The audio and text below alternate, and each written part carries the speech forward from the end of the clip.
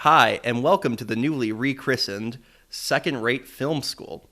You know, you could pay a lot of money to go to an actual film school and watch movies being taught to you by professors who actually know what they're talking about, or you could do it for free with people who kind of know what they're talking about. So, I'm Andrew Wass. I'm Jake Plumeri. And I'm Jacob McCullough. And today we are watching, quite possibly, the greatest Spider-Man movie of 2002, Spider-Man. I think that would be a hard point to debate. Yeah, no, the first Spider-Man movie is near and dear to all of our hearts, I would safely say. I still think it holds up very well. Everything except this title sequence holds up very well. And Macy Gray. Yeah. And that's very 2002. Yeah. Very This is a cool title sequence. It's just the CGI is a little dated. Yeah, some of the effects are a little dated. Going to the Macy Gray scene, it almost looks like he's like a cartoon character jumping across the balloons. Oh, I mean That- specifically like this sequence here. Yeah, that too, but I Like get it. the CGI versions of like the mask and stuff. Oh, yeah. Yeah. I'm talking specifically about that. I think for the most part he looks fine, Spider-Man himself. Sometimes There's he a couple. looks bad, There's a couple times where you notice, but it's not that bad. I think Spider-Man 2 is where they really hit their stride with that. But we'll go into that when we do the second one. But this first one is one of my favorite movies. Yeah, like you said, it's very near and dear to my heart. Yeah. Whenever I think of great movies, I think of this movie. I think people blow out of proportion the CGI problems that this film has. It's Oh, pretty for good sure. about most of it. Yeah. Oh yeah. There's just small moments. Yeah, it's like, if anything, to me it felt more just like the primitive nature of CGI back then Yeah, versus any real failure on the filmmaker's part. I think overall it's pretty good. exactly. You had John Dykstra supervising the CGI and everything. Well, this has never been done before at the time, so just to make someone like him swing and do everything that he could, that was very unprecedented. I should probably save this for the third one, but it's related to John Dykstra. So he did the effects on the first and second film, but then he left. He left and didn't do the third film. Now, does anyone know what project he left in Yes. favor of? No. Hot Wheels. Hot Wheels. Remember Hot Wheels? No, I mean, I remember the concept Hot Wheels, but I don't remember the movie. That's because it never came out. Oh, God. Wow. Maybe he knew that. Oh, no. He's like, yeah, I'll get paid to do it could look like shit because no one's ever going to see it. I don't have to finish the movie. This looks like the, just... So I was going to say, this just looks like the 90s Spider-Man, like when he's zipping around, like the CG with the 2D Spider-Man. And it looked like Spider-Man's like swinging into like a mid-90s Windows screensaver. Yeah. Exactly. Now, Sam Raimi directed this, who is a very inspired choice, and we obviously know he came from the cult circuit with the Evil Dead films and everything, and doing a lot of other smaller Dark Man as well. Dark Man, Evil Dead, and then he moved on to some stuff like The Simple Plan and The Gift, which are really great. And I remember him saying that those pretty much, he wouldn't be able to do this movie if he didn't do those movies before, which makes a lot of sense because you see like the more drama and Simple Plan and everything, and then with the more action horror Evil Dead, and I think it was just a nice combination of them. I think that's what made it this choice so interesting. And plus, he's a fan too, but he's a filmmaker first, which is what kind of makes him, well, not so much unique, but I think what transcends these movies in a way. Yeah, I gotta tell you, the moment I saw For the Love of the Game, this guy is gonna make a great Spider-Man. Oh, there's a like rosary card or funeral card in the background above the bus visor. I just noticed that for the first time. As a kid, I thought that was Deborah Whitman from Spider-Man the animated series. And then, Is that Binky Barnes with the donut? there's Flash Thompson. 40-year-old Flash Thompson. Yeah. He's got the gray beard or whatever.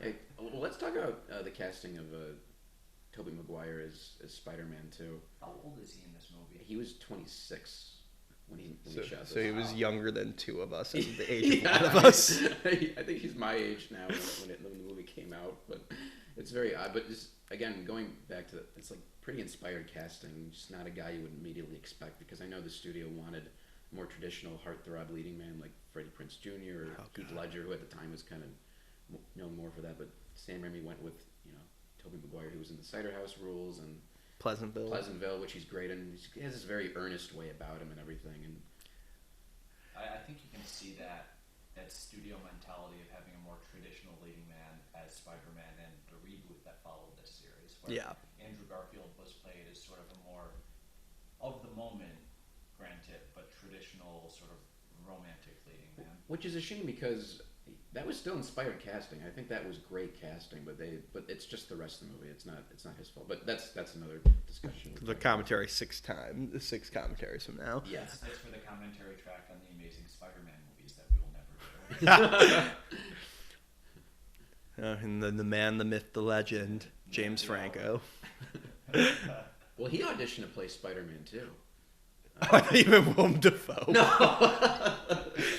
Hi, I'm high school Peter Parker. I'm Peter Parker. That's my name. He's older than Rosemary Harris. Yeah, but I got a crash. Just the casting of this movie across the board is excellent. I think it even extended into the sequels. Alfred Molina is great as Doc Ock. Yeah, well, he was just known as in that film Frida, and he had that little bit part in Boogie Nights and Indiana Jones as well. Yep. Can you imagine?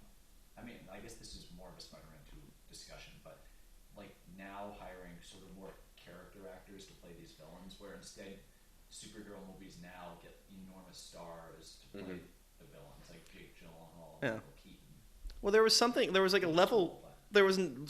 earnest about this. I mean, you have to it goes into the time period this came out that you're looking at, like, superhero movies just like really sucked at this period. Yeah, you had X-Men came out at the same time around about that. It's like, this is what really kickstart. Superhero movies can be competent again. Yeah, you had Blade and X-Men, which were successful and were good, but I think if those opened the door, this one kind of kicked down the door and went in shooting. That's really because this was the first one from this sort of, like, I guess we'll call it this era of superhero movies that embraced the inherent comic bookiness, the heightened reality of it all. Whereas X-Men and Blade were definitely trying to downplay it and make sort of like a darker thriller sort of movie. Yeah. And it makes sense given the time post Batman and Robin. I get that, but you gotta get a guy like Sam Raimi, who again is very earnest and he's very unabashed in his love for the material and is not afraid to take those chances because he has faith in the material and he understands the character, which is something that he always talks about across all these movies. What's the journey of Peter Parker,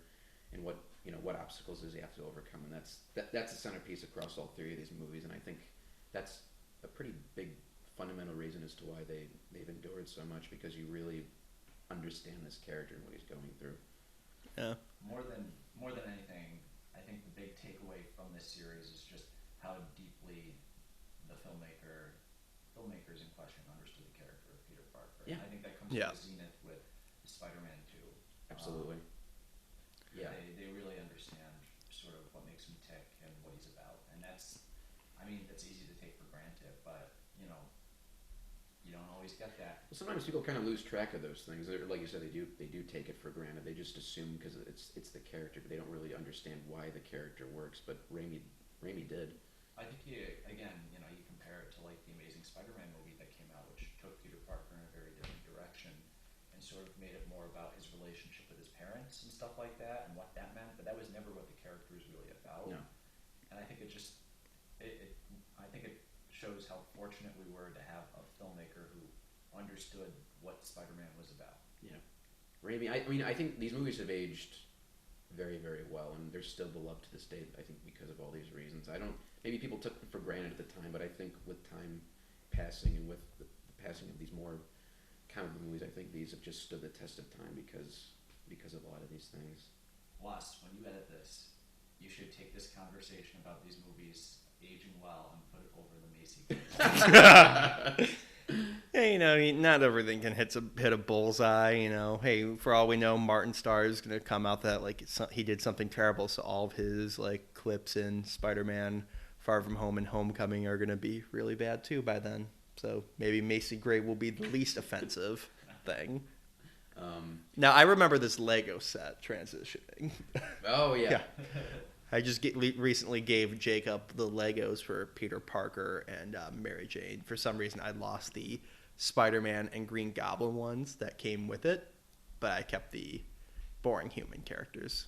Wait, there's a Lego set of this scene? Yeah, this scene, it was like the Lego origin set, so it was this scene, so it had like the pillars and like a spider could come down, and Mary Jane had like a smiling face, and if you turned her head around, she looked horrified because I guess Peter got bit.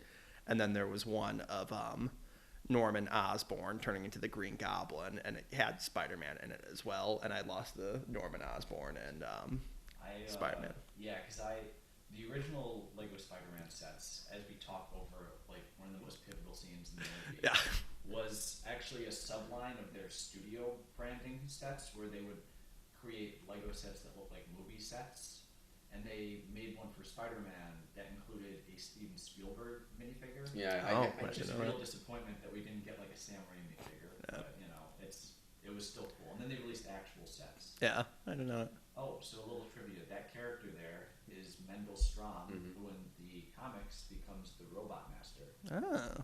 And he was a whole thing where Norman Osborn screwed him over out of his work, which is a very common theme with Spider-Man villains. And he tried to get revenge by turning into a cyborg, and eventually Norman had to basically get him killed. And then he came back a few times. And in here, he's just man. And I like the little attention to detail, whether Raimi ever thought if he made 55 Spider-Man movies he would get to him or not. But it's a nice little nod for, I guess, the people who read the IMDb or cast list at the end, because do they say his name in this? Yes, yeah. Dr. Okay. Oh, well, there we go. Yeah. Okay. I couldn't remember. I suspect that in 2002, Sam Raimi was not thinking, how can I seed the Robot Master into that? I'm sure he definitely was aware of the character, because he was a fan of the comics within that era in the 60s and 70s. Well, the test pilot later in the movie, I'm blanking on who that was. Wasn't that supposed to be Jameson's son? No, I No. It was supposed to be someone. I can't remember who it was. I'll have to look it up. Oh, you mean the scene with the world's most practical battle armor? Yes. We'll get to that. Yeah, we'll talk about that. I'm Googling. Yeah, Willem Dafoe's just great. We're probably going to be saying that a lot, or we'll try not to say it a lot. But we have a real affinity for Willem Dafoe in this movie, and in general, but in this movie in particular.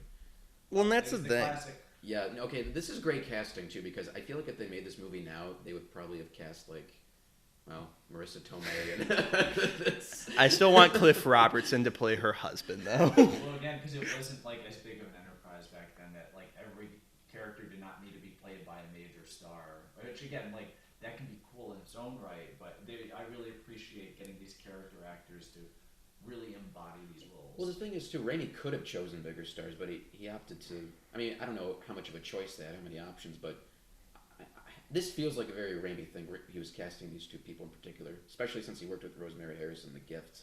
But Cliff Robertson is very it's perfect casting. Oh yeah, for sure. He really is. Yeah, Great actor that wholeheartedly embodied this role. What always stuck out to me was he always felt very human. Mm-hmm. You sort of could have just turned him into a martyr in this movie, I feel. But he actually has dimension and depth to him, when he's talking about looking for a job here, and just the little moments he has with Aunt May and with Peter. It makes him feel well-rounded. Yeah, because this is essential, because it's what drives Peter's arc. Yeah, so you really feel for him when he loses him. Yeah, and there's we'll get to it, the scene in the car. Yeah. Well, and I think it also shows, part of it was, by the time we got to Tom Holland, we don't need to see the third Spider-Man origin in 15 years. But I think there is something to be said about we can only do so much to improve upon this, and I don't think they really could. I think, that's perfect casting. Now, they wanted to have Marissa Tomei, so you couldn't get a really, really stoic older man unless you wanted to have her into older guys. But I think it was part of it was, this is just so perfect. You can't keep doing that. Great power comes great responsibility, and have it come from a lesser. The version of Ant-Man in the new movies is very much a real reinterpretation of that character. Yeah. It's I'm not going to say it's hard to compare them, but they are.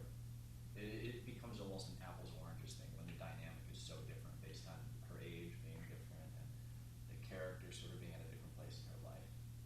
can't just keep doing the same thing either. It just I do like the Marissa Tomei interpretation because it's sort of like the ultimate Spider-Man Aunt May who has a job and who's more independent, and she's she has her own autonomy and everything, which is great. But this is very much of like the 60s and 70s Aunt May, but she's still who's in her 60s or 70s. Yeah, but Aunt May here still she's not shortchanged at all. She's still very much a character in her own right. She just isn't there to be worried about Peter.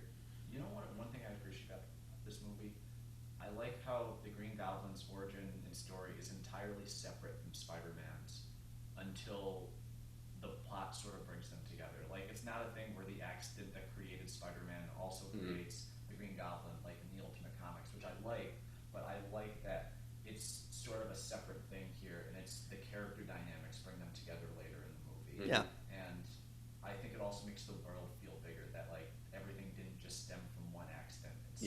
In one part of the world you have this spider bite thing, and in the other you've got this crazy super soldier thing going on, and it's very interesting. Oh, and that's the thing, like in the going a little bit different and jumping comic companies in the show Static Shock, which I loved growing up. It was to a certain level where every superhero or supervillain was created from one accident. It's like, okay, how many people were at this dockside riot at like 11 o'clock at night? Like, it got to the point, it's like, half the city have superpowers now. We were all down at the docks at that night. So, but I agree with you that it's nice that it's like not also like, oh, Doc Ock was also created by this and the Lizard and the Sandman.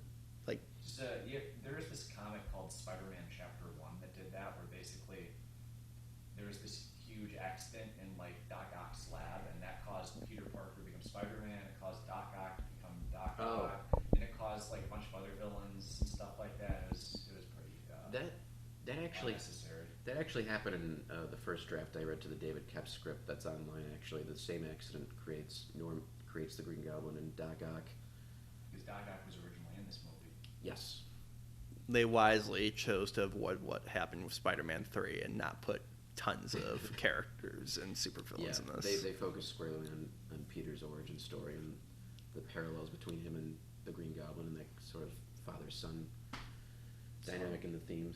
I'm really curious what the subtitles are going to say for Willem Dafoe's line that's coming up. What Back to formula. Yeah, is it going to say guttural screaming? It's great. Yeah. Oh, it doesn't say. Oh, it's great. It's just classic Sam Raimi too. That's what I love. Like, this is an authentic Sam Raimi film. It's not watered down. It's just again the perfect balance between just the filmmaker's vision and the material.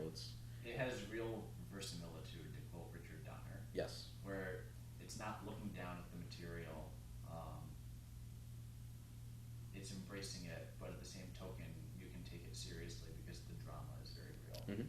I also like how simple that effect was of just like having it out, or just literally putting the camera out of focus as he pulls up the lens. It doesn't make sense because you can see like even outside the glasses is out of focus for him, but it's still just so simple. I love it. Like, it's such a simple effect. I love it. Great. I remember in the movie theater, I remember just hearing people laugh at that glass effect. I could tell already people were so into this movie. Yeah. I remember this scene when I saw this with my family. Everyone was very impressed that they somehow made Tobey Maguire go from really skinny to really jacked, which is funny, especially in retrospect now that Captain America basically did this and hypercharged it to like skinny small guy to like giant muscular man. Here it's like much more of a subtle thing. There's almost like wear a big T-shirt here going on, where it's like you wake up like the skinny nerd and you're suddenly buff. It's great. Raimi really puts you in the shoes of Peter Parker, what it's like to get these powers and just the joy of it.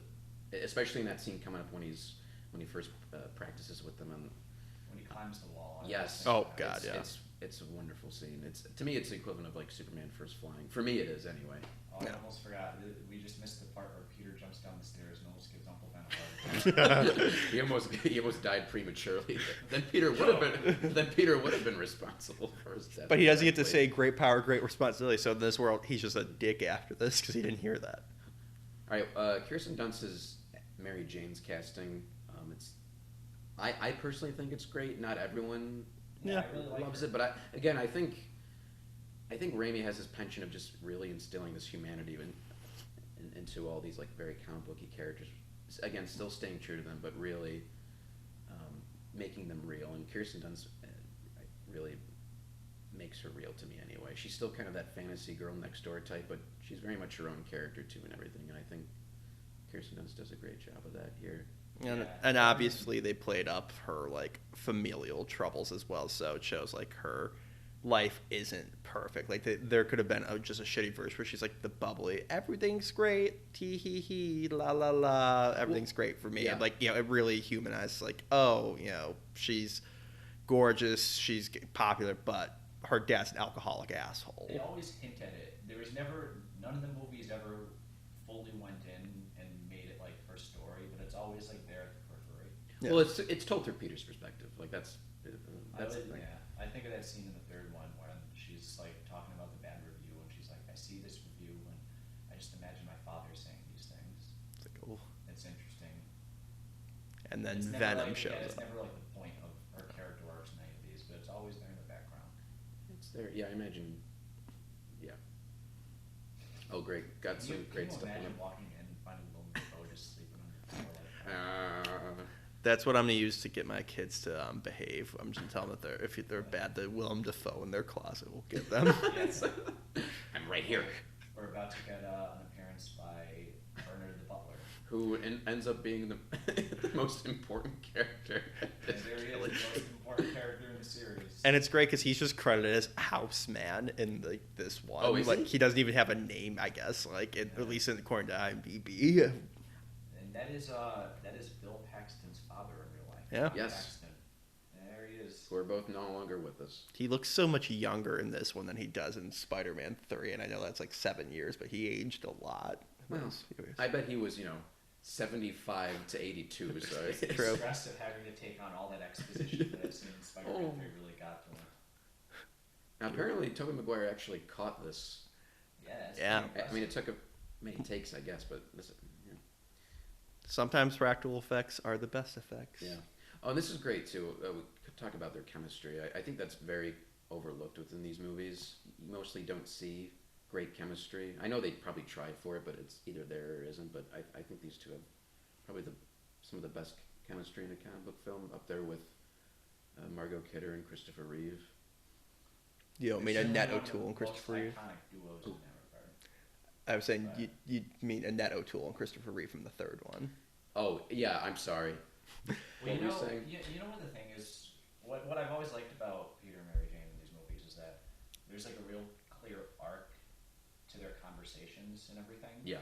Like, I remember when the Amazing Spider-Man films came out and everybody said that those two had better chemistry.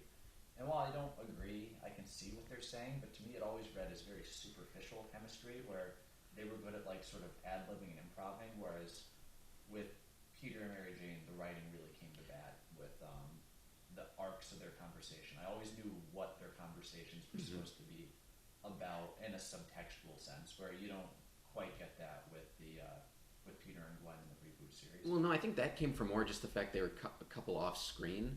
But even then, I think they have better chemistry off screen than they did in the movies themselves. Because the writing was so bad, they really hampered their dynamic. But here, it's great. Oh, here comes I the love Matrix how shot. he dents the locker. Yeah. Oh, He has great. Flash a monster as well. This is a great illustration of the spider sense and everything. Just really great. Sam Raimi getting to do more of his stuff, but just in a bigger sandbox. Oh my god! That's how the fight should have ended. Oh, I love that line. My fist breaking your teeth. That's the accident. Yeah, Mr. Sofia Vergara, great actor here. Oh, there's that extra guy too. Oh yeah, right there. Yeah, there he yeah. is. Yeah. You'll see him clear later, but He's in like a million things. Again, very vicarious, but in a way that serves the Like story this at joke. hand. I like this joke. It's just so early 2000s. Like it should have been in the trailer. what? Help him. Which one? Oh, it's great. I love it. It's great. No, this got a great big laugh in the theater. Which one? Could you imagine he just like breaks his arm, like splinters it, it's like poking out. This is the scene where the teacher's like, "What's this 35-year-old man doing in this high school trying to pick a fight with a student?" Oh, there was the guy again. Yep. Was that pudding? Was that chocolate pudding? I would assume. Okay. Anyway. Yeah, I like how they call him a freak and everyone's horrified. It's like there was a fist fight in school and the jock just dented a locker. Why aren't we talking about that too? Hey, he gets the fuck out of there before they can ask any questions. He just didn't show up to school for the rest of the year. He barely passed. He's like, oh god, I barely graduated because I didn't show up to classes again. To be fair, that's not the most un-Spider-Man thing that you suggested. Yeah, it's not true. Okay, this scene coming up. We're gonna sit in silence the next 10 minutes. Yeah, I know, because we just want to watch it. This feels so skizzy though. I like that he has like claws, and it's not like the comics where it's like some weird magnetic thing, which is clearly what happens when you think too much about this. Well, I like the idea that anytime like he brushes Mary Jane's face at some of the more tender scenes, he's just scratching the shit out of her. Like there should be like thousands of little scrapes on her face. Yeah, this is what you call a magical moment. Yeah. And then you transition into the very awkward CGI jumping, but it's still great because the writing is there and the filmmaking is there. The score, you feel the excitement for him. Well, yeah, it's because you're in his shoes here.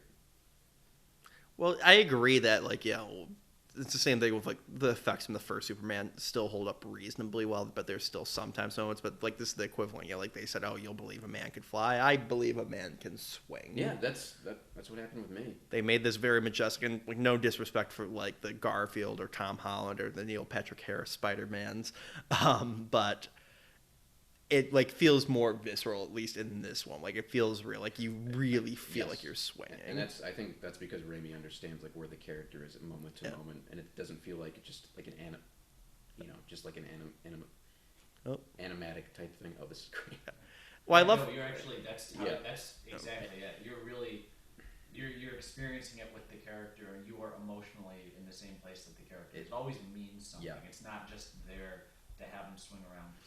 It feels more like Raimi was there shot by shot by shot, designing everything, versus just handing it off to like an animatic studio or something like that. It's not about the fact that he's swinging. It's about what it means that he's swinging in the moment. I think when he like here, it's sort of the nervousness of is this going to work or not, and then that gets escalated when he's chasing after the burglar later, because that's sort of what you're thinking about when he's chasing the burglar. You're like, is this going to work? And is he going to be able to go get that guy? Mm-hmm. Yeah.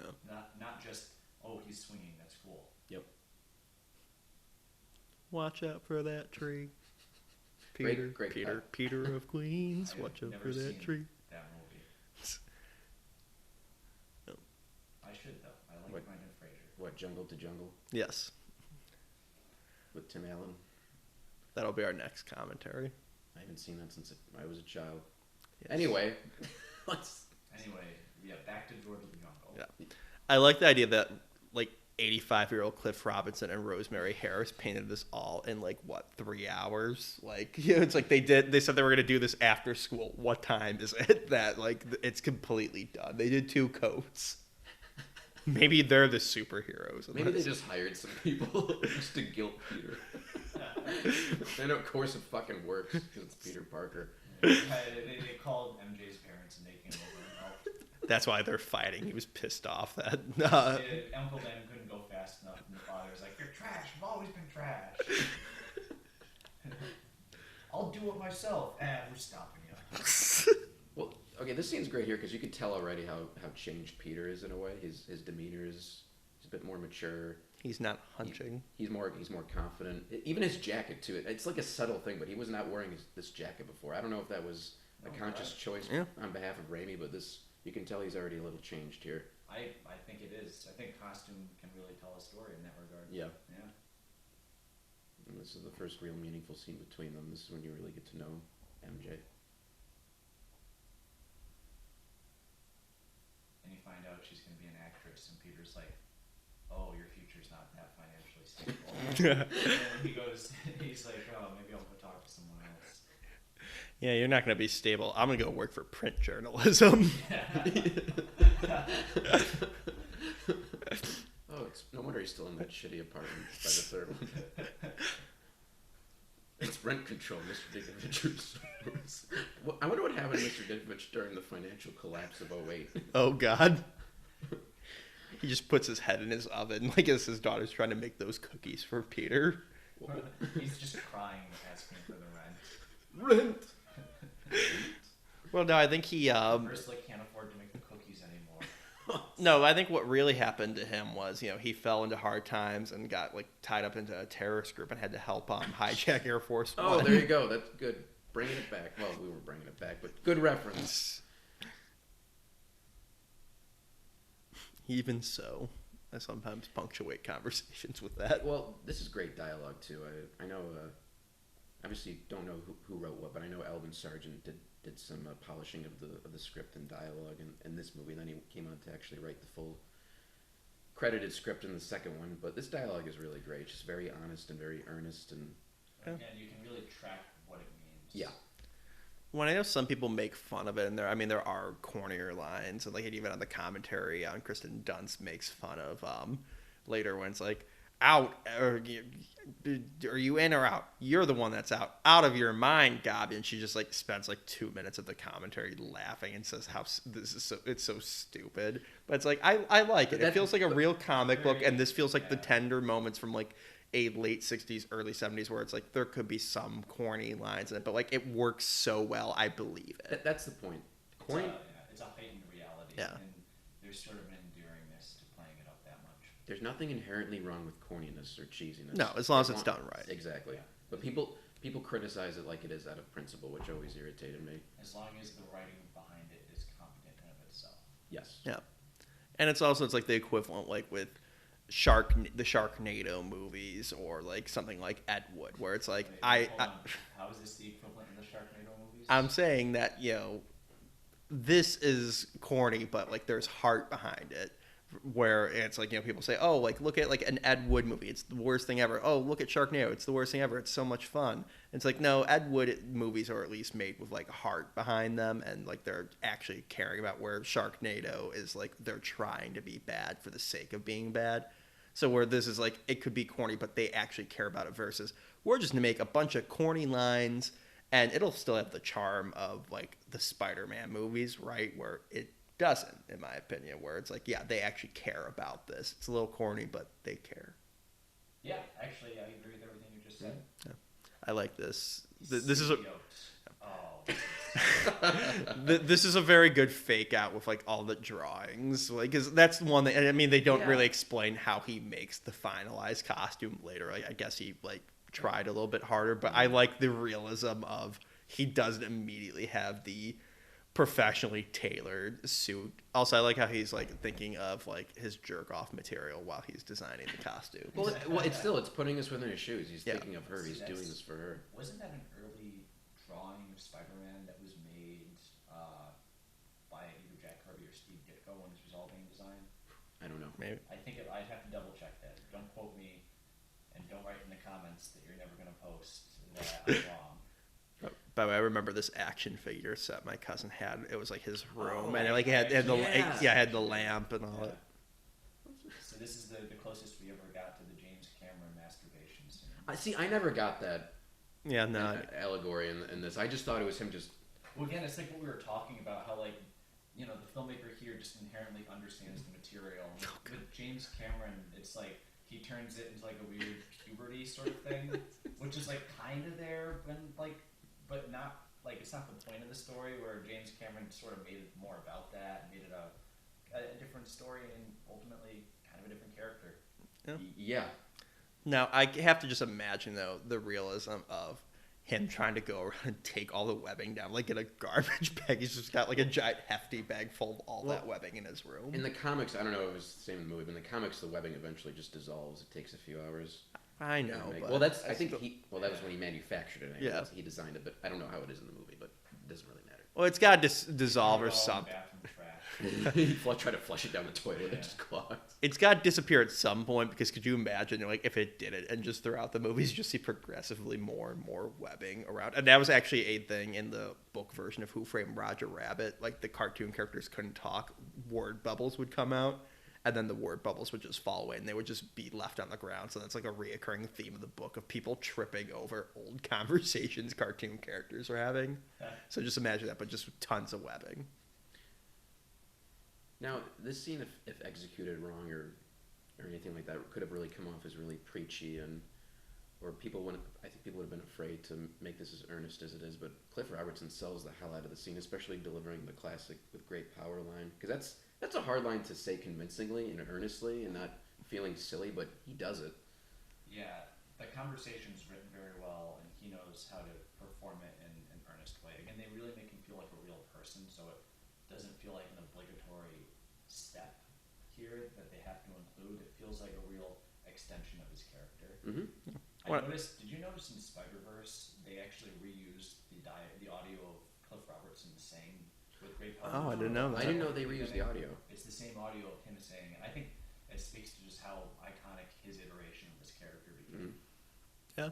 No, and that's the thing that we've seen it across how many cartoons, how many movies, how many iterations and reboots of the comics. You know, like there are numerous different versions of this you can go back to. Like I would like to see like panel by panel, like how does this compare to like the original like Amazing Fantasy 15? Like how much of this like did they take from or didn't take from, or what other versions, or like what like how like each version of when great power comes great responsibility like stack up against each other. So in Amazing Fantasy 15, Uncle Ben never says with great power comes great responsibility. The narrator says it in the last panel, but it's just become associated with him. It's kind of like Beam Me Up, Scotty. You know, no one ever says that in the old show. Uncle Ben never actually said with great power in the comics, Right. But it's just become so iconic and associated with him that we just kind of assume he did now. There we go. But it still maintains that he said it like in probably like the 90s cartoon and shit like that. Oh yeah, no, it's like it's just an interesting trivia. Yeah, thing. no, so that's what. Yeah, It's been around when this, Spider-Man's been around for so many years. It's sort of interesting to analyze and dissect all that stuff. There he is, the man, the myth, the legend. Yeah, Macho Man Randy Savage. Oh, I was gonna say Martin Short. This is great. This is the first thing I'd ever seen him in, and it blew my mind when he was the narrator of the video game. I'm like, wait, that guy is in this? And I love how they kept, as the video games, the Raimi movies progressively went on, they just kept giving him more and more and more to do. Like, he's just with you the entire game. It's Raimi giving his buddy some work and royalties. Oh, yeah. Oh, here's Octavia Spencer. Yeah. This is a great line, too. She's got a great one. Man. Yeah, it's a great little moment. Great is like the operative word across this commentary. Yeah. Someone keep track of how many times the word great is spoken here. Oh, shit. Now I have to do a counter at the bottom, don't I? We just made Watson's life much more difficult. Damn it. I guess this guy was called the Flying Dutchman. I always thought he was called the Flying Gunsmith. That's how I always heard it over the years. Bruce Campbell's like, the Flying Dutchman. Bone size ready. Well, I like in the new one, Spider-Man Far From Home, when he's at the charity event, you can see the background of posters says Bonesaw McGraw like event. Crusher Hogan. Yeah. He's the original wrestler in Amazing Fantasy 15. You know, and considering the fact J.K. Simmons is He just crashes into a wall. I never noticed that until now. like this.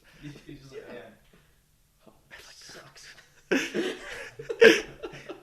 But I like how, and especially because J.K. Simmons is back as J. Jonah Jameson, I like to think that this is the same universe as the Tobey Maguire, or the Tom Holland one. So, like, Tobey Maguire's in retirement somewhere. Be like, that son of a bitch took my name.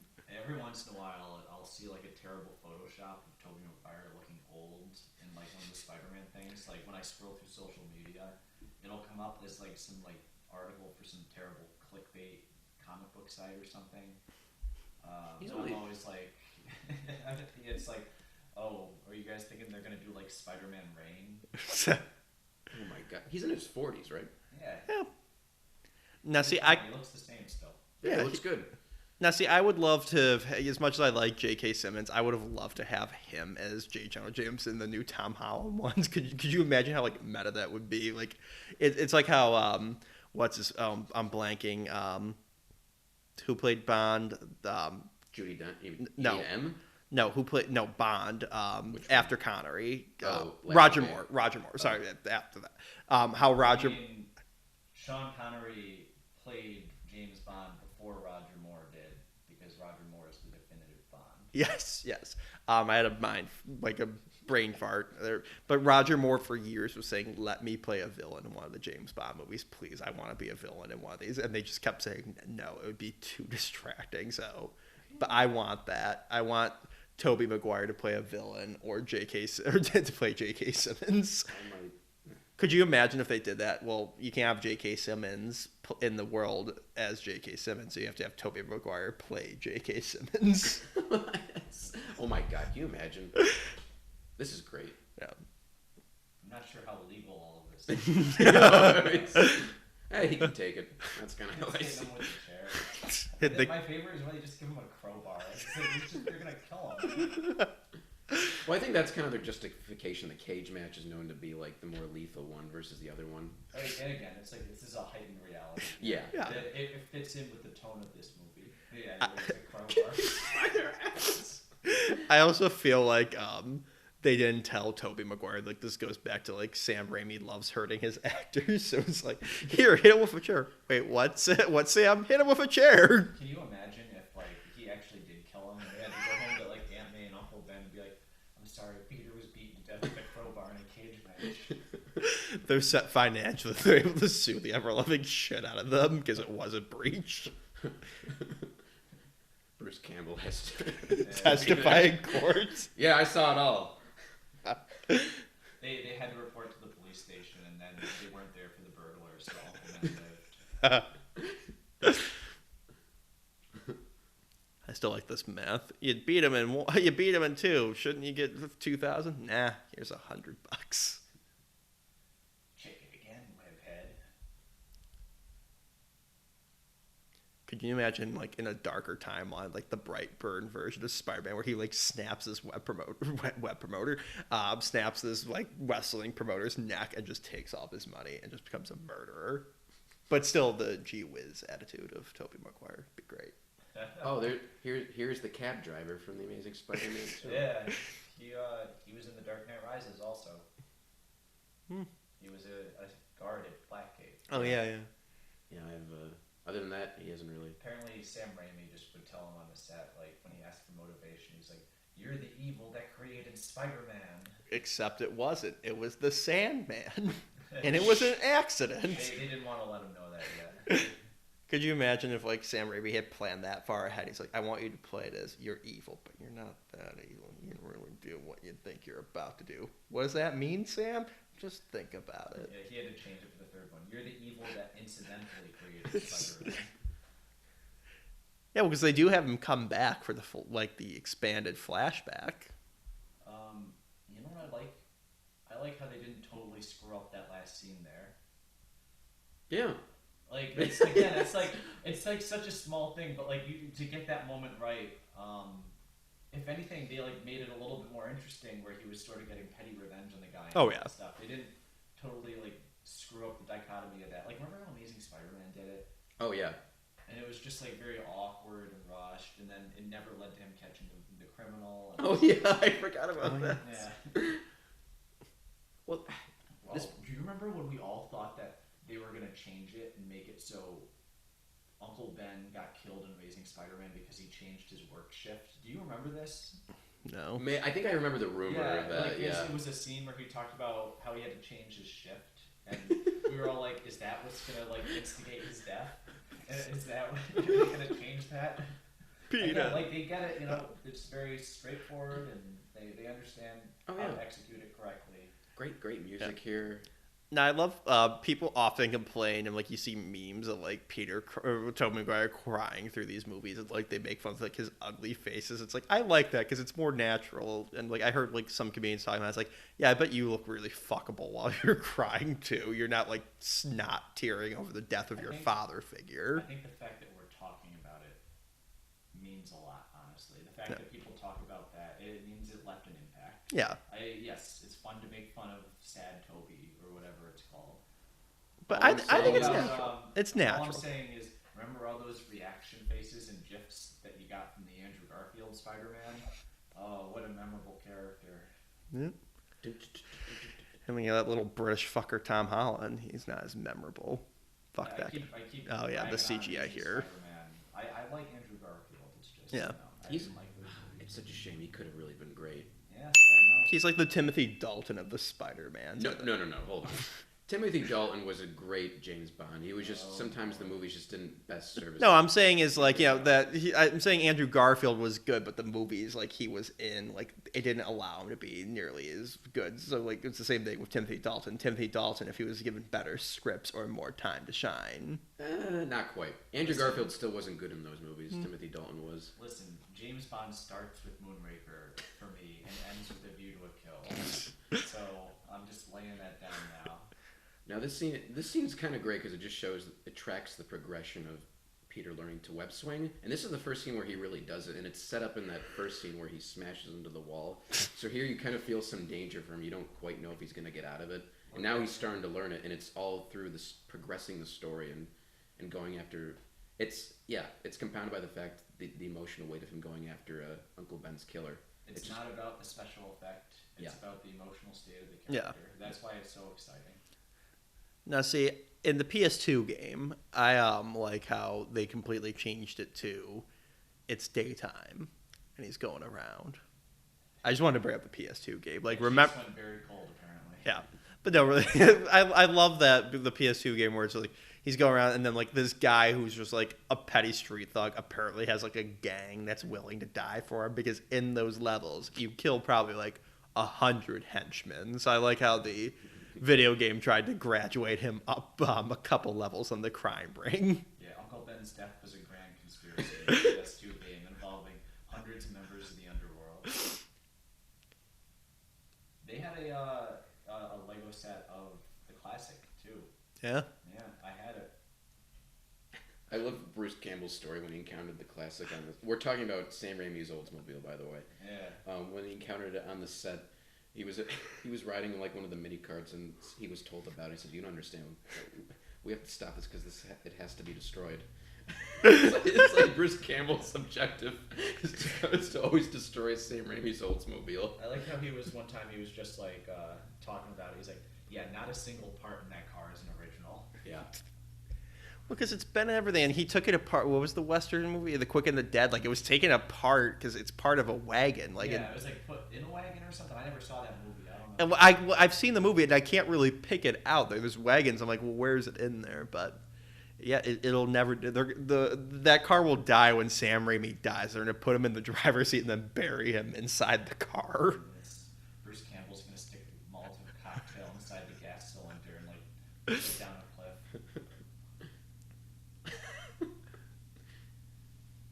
Did you give him a chance? Did you? Again, they get the story, they understand what it means for the character, and I like the it's not to legit. be taken for granted. Yeah, I like the Legette flashbacks here. Hey, it sticks with Yeah, you. just joking, but Thanks. Whenever I go into an elevator and I close it, I just think thanks. It's like, Or The Departed. One of remember those they two. briefly brought it back up in Spider-Man 3, how he like gets killed here, and like Yeah. they had the brief argument about if he killed him or not. Mhm. yeah. Very like weird plot point to suddenly bring up and then go nowhere with. It's Yeah. probably the only flaw in Spider-Man 3 now that I think about it. Because it's very clear, like it's not ambiguous at all. It's very clear it's an accident or that's not Peter's fault. Like they show him tripping over Yeah. something. But yeah. But in the video game, you just beat the ever-loving shit out of him until he stops moving. So I think in the video game version, he kills him. So you beat him to death in the video game. Okay, this is great too because I think he's on the Chrysler building, right? I believe so. Yeah. Yeah. Okay, so this is not kind of like a true representation of where it is, but that's not the point because this is more of like a New York Moment. Kind of, yeah, well, it's not quite a realistic New York, but it's not like a New York based in fantasy. It's a nice in between. Yeah, again, it's like a heightened reality where it feels real, the people there feel real, but not so real that this wouldn't be able to happen. Yeah. Yeah. it's a thing where it's like if you lived in New York, you would be like, that's not where the Chrysler Building is. But to 99% of the world, you wouldn't know that like the Chrysler Building's a few blocks off. No. Wait, Quest Diagnostics did this? They did my blood work. Did you get the results? Yeah, I have a lot of health problems. It's because they got that military contract and they were able to expand. Yeah. I like that guy who looks like Robert McNamara, just like, what is this, the Kennedy administration? Wow. It's basically Iron Man. What if the Green Goblin stole that and went to fight Spider-Man with that thing? God. Just painted it green. He saw that immediately. He was just like, oh no, we were going back to Oz now. Well, yeah, it's a more realistic military armor. It's like, why did the army want a creepy goblin mask? Like the body armor, fine, okay, green, it blends it, but it's like, was that? Are we supposed to assume Norman designed that as the Green Goblin, or was that mask part of the battle armor, and the army was going for something really creepy with No, it? because you see the battle armor and it doesn't have the mask. So that's I'm it's wondering. like Yeah. they never tell you how he got the mask. Yeah, He just got just it. think it's a. What? Maybe it's one of the masks. You know how he has the collection of masks in that one scene? Maybe it's there. Well, There's a deleted scene of Bernard dusting the mask collection. There's just one missing. There is an internal logic to this, but you're not supposed to overthink of the how of these things because that's not the point. It's very much not important where the mask came from. Or Spider-Man's costume.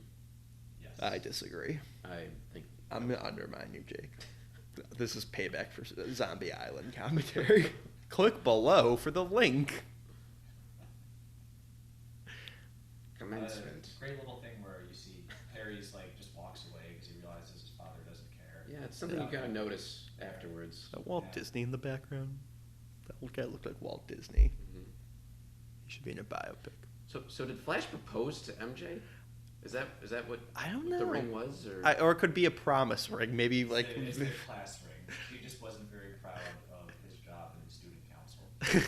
No, I think it's a promise ring. Flash is just very deeply religious and didn't want to have sex until marriage. That's the reason she broke up That's with why him. he was angry. He's like, you know what? Whatever. I'll have sex with you. it's just a great subtle moment here and everything. Just moments like this really make a difference for a movie for me. Attention to character like this, you don't see them very often. Yeah. They feel more obligatory in lesser blockbusters. Yeah.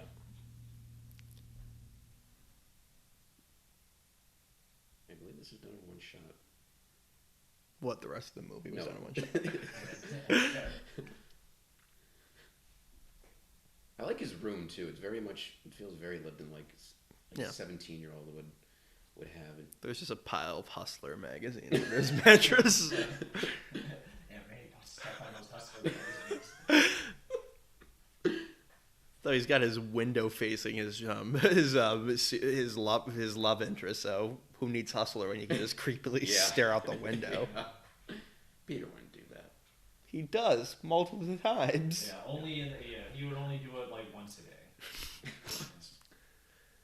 Even like the pencil thing, right? Yeah. It feels like it's sort of like stuff left over from his childhood too. That's just kind of this layered. It's like kind of what we like in our childhood rooms. It's also very much in line with his character. Like you got the periodic table there. Yeah, Because he's a nerd. Yeah. Yeah. Well, yeah, you can see like what looks like a dinosaur, like robo figure in the background on the shelf. yeah. Subtle stuff like that goes a long way. Because I know as adults we don't have action figures around our bedrooms or living rooms right now. I will not be putting up pictures of our living rooms right now. Yeah, at least Peter's stuff is like real life science that's applicable and useful for your career and the greater like mankind. It's not like us where it's just like Star Wars crap. And one like, oh look, you got this Bionicle figure. Hey, look, I got these Universal Monster action figures. That's what I have. I also like how they do imply like there has been a fair amount of time where he just kind of gave up. Like he didn't immediately be like, well, I gotta be a superhero. Like he had to think about it for a while. And he has a nice moment with Aunt May here that, albeit it reminds him of the moment with Uncle Ben. But I like how she plays a little bit.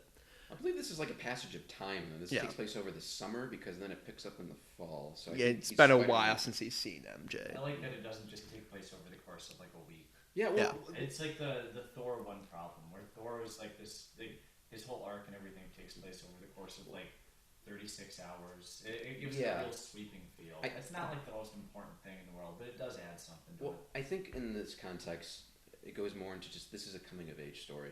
Yep. This is when like a boy becomes a man, and that's very important because this movie, it's a superhero movie, of course, it's an action film, but I think this is a coming of age story, and that's how this movie is written. Yeah. Now we should also mention at this point about the pulled teaser trailer they did with the World Trade Center. They had a trailer or teaser, I suppose, prior to the movie coming out many months before, where it just shows like a bank robbery. And you have no idea what the hell it is, and then all of a sudden, like, they're escaping by a helicopter, and they get pulled back, and it pulls back to reveal they're stuck in a web, like in between the World Trade Center. Second. That's Lucy Lawless. Yeah, go ahead. Lawless. Go back. Go ahead. That's Chad Kroger. Yeah. It looks like him. But it was a great trailer, but they obviously had to pull it because of 9/11, unfortunately. And you can see the World Trade Center in his eye there, just right there. That was part of the shot. And yeah, there's always been talk was that it's supposed to be included, his actual big reveal in this montage. And I think they should have said, fuck it, 9/11 didn't happen in this universe. Leave it in. Take that, Bin Laden. Anyway, so the deal and that character is It was a great trailer, though. We could all agree on that. Yes, that's probably my favorite teaser still because of that. Just because I saw it with Jurassic Park 3. Same. Just a surprise. Here, there's an orphaned reference to Eddie Brock, actually. Oh, yeah. Eddie's been at it for weeks. We can barely get a glimpse of him. Oh, and there's Sam Raimi's brother, Ted Raimi. The equivalent to Clint Howard, to Ron Howard. Yeah, but not as ugly. I want to see like a celebrity death match between the two of them. Is Conway supposed to be a reference to Jerry Conway? You know what? Probably. Yeah, it seems about right. There we go. Yep, the Eddie reference. Eddie, and they cast someone as Eddie Brock. Oh, and they actually filmed it, but they cut it out of the movie. I don't remember. Okay, that's the other moment that dates the movie. Julia Roberts. No. Yeah. Julia Roberts is still famous. But no one wants to see her in a thong. Well, just like the tabloid Julia Roberts phase, she's not really like that tabloid fodder anymore. She's got a classy image now, I guess. She's in Homecoming. Oh, I've passed by that restaurant before. Yeah? Huh. Is that on Ventura Boulevard? Ventura Boulevard's very long. It goes on for a long distance. Yeah. Well, I wonder how much of this was filmed in LA and how much was filmed. I know more was filmed in New York on the second movie, but here a lot was filmed in LA. Well, I took the backlot tour from Warner Brothers once, and they mentioned like the alleyway fight is like one of their famous alley sets in the Warner Brothers tour. So I'm like, oh my god, it's like nerd mecca. That's they filmed several Batman scenes in that same alley. Huh. I imagine we'll talk more about that when we get to that scene. Yes. She's like flashing him.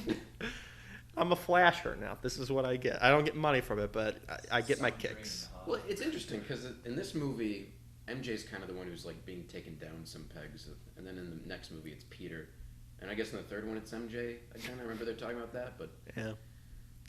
Well, it's very interesting because also I like, as a kid I'm like, oh my god, how pathetic and how sad. But now as like an adult out in Hollywood, it's like, oh, what, you graduated like 3 months out of high school. You're not already the most famous actress in the world. Calm down, Kristen Dunst. Calm down. Well, again, we know why she's hard on herself because of her. Yeah, I know, but her home. But she's got to cut herself some slack. There's real motivation behind that, in terms of why she acts the way she does. Yeah, can't stress enough because we understand why these characters, where they're coming from and why. That's very, very important, and we take that for granted. Oh, foreshadowing, don't tell Harry. I don't think it is. We all have to keep secrets from Harry. Poor Harry. Is this what Peter was thinking about when he laid down Norman Osborn's cold dead body in that bed? How much do you think this apartment would cost? Yeah, this is, I imagine because Norman is paying for it.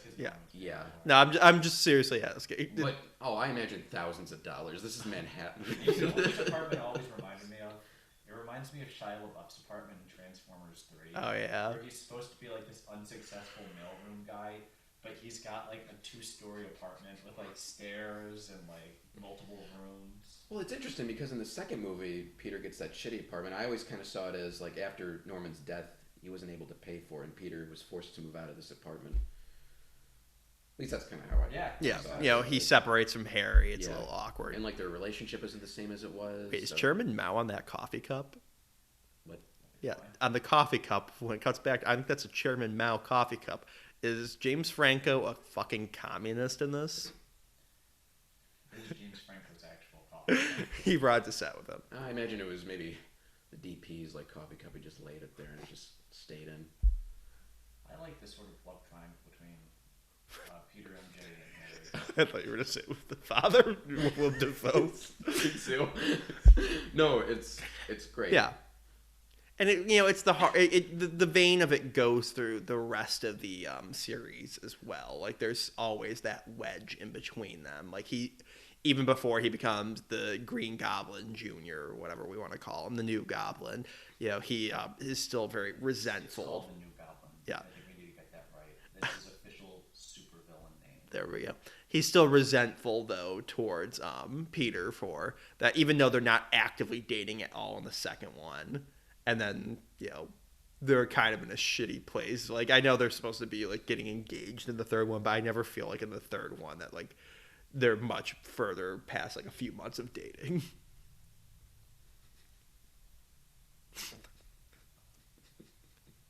He's got the Tums on the table. Look at all that mess. It's a Tums festival. Yeah. There's a reason they never recast this character. Well, remember like the third one, like it's a running joke, like calm down. They have like the yeah. That's great. Yeah. He's only in this. I think he might have like 3 scenes in this movie. Yeah, he's only in the scene when the goblin attacks. I think again. That's the last one he's in, right? Yeah. Well, yeah, and then they started using him a lot more, and and all that in the sequels because they knew, like you said, you can never recast him. Well, I think in the second one it just happened to work out the way it was because of the creation of the conflict with MJ being engaged to Jameson's son. And then the third one with Eddie Brock. Like how separate he seems from like his son. Like my son, the still astronaut. just like working at the Bugle in the third one, even though like his son left, or his son's fiance left him for Peter, and like either he doesn't know or he just doesn't care. It's just funny. There's Elizabeth Banks. Yeah. That's all we have to say. She plays Betty Brant. Yeah. Betty Brant was Peter's first love interest. Well, and that's the thing. I thot I was familiar with the character. I was like wondering, and they kind of in the second or the third one with the symbiote, like in the montage sequence, show her kind of flirting with him. Like, oh, are they setting something up? Like, there's gonna be a love square, I guess, because that's already with him, MJ, and Gwen. So we're gonna add, and then Ursula's there. So it's like, what are we gonna have like a 5-sided trapezoid? So the trapezoid have 5 sides. What I was thinking, it's that's a real Peter Parker problem. Yeah. He can never get any girls except every single one that appears in the series. Yeah, for a guy who's so down on his luck, he's a player. Yeah. Anyway, what I was thinking in that scene was how many apple boxes they needed Tobey Maguire to stand on to be the same height as Elizabeth Banks. Look, it's Professor X. Yeah. I actually thought that as a kid. I was like, is that Professor X? But I'm like, oh, that And then you makes see no him get sense. turned into a skeleton. So no. It's not. I think this is like, Norman kind of disappears from the narrative for a little bit because you have to deal with Peter's origin in a way. But it's not a criticism at all. It's just an observation. Because now we're kickstarting the Green Goblin plot. Yeah. He's there in a character sense, which I appreciate. The Unity Festival. You're out, Norman.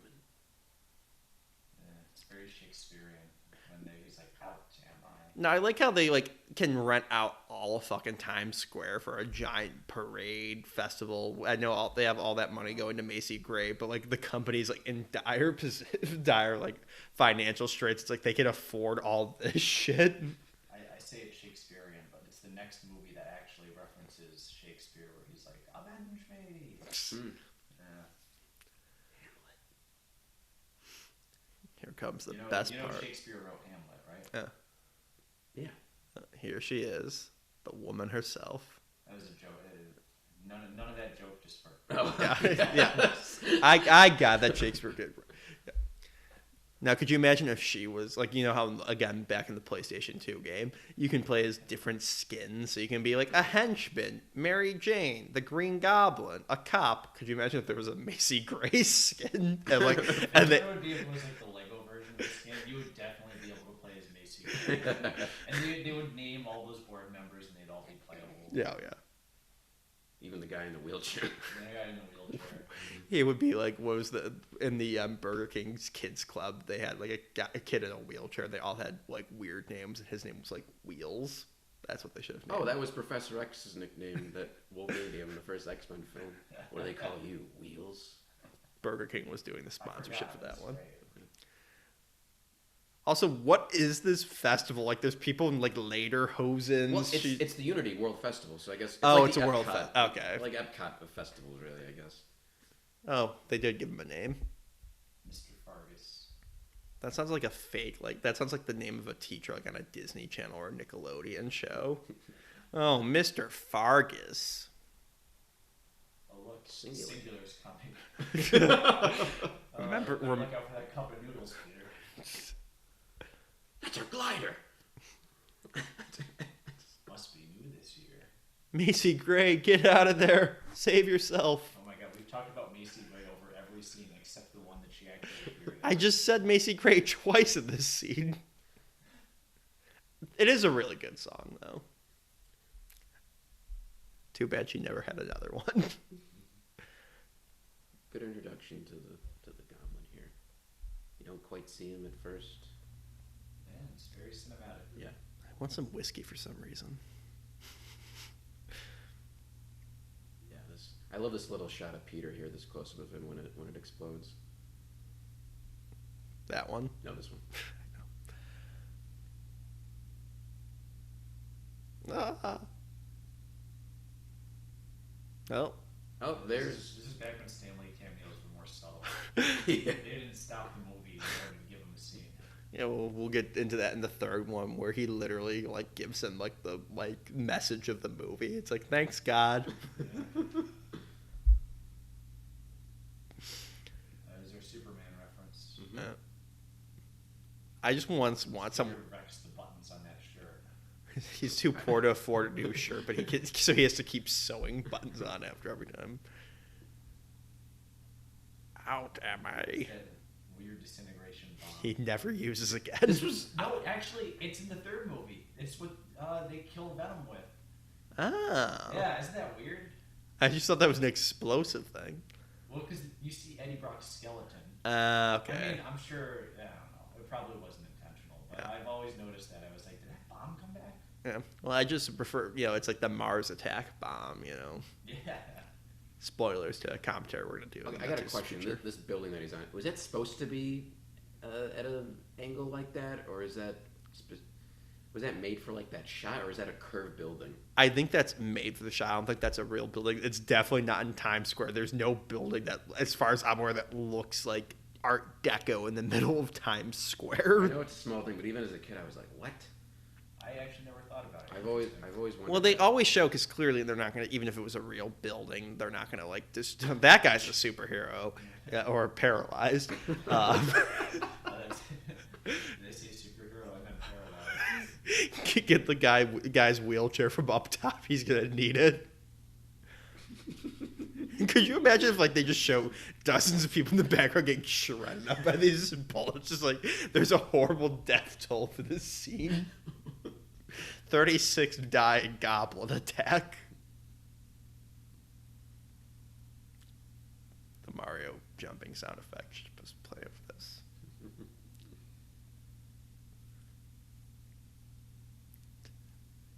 Stop hitting yourself. Stop hitting yourself.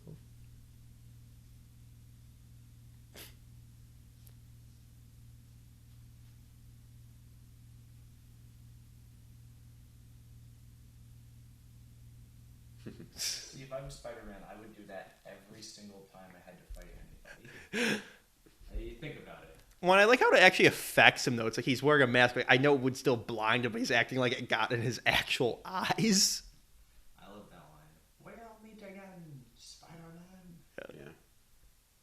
Sounds like it's. Well, I mean, it's literally like the end of Inspector Gadget. Like this is like if this was a TV show, this would be the end of the episode. Oh, yeah, It's very classical. Yeah.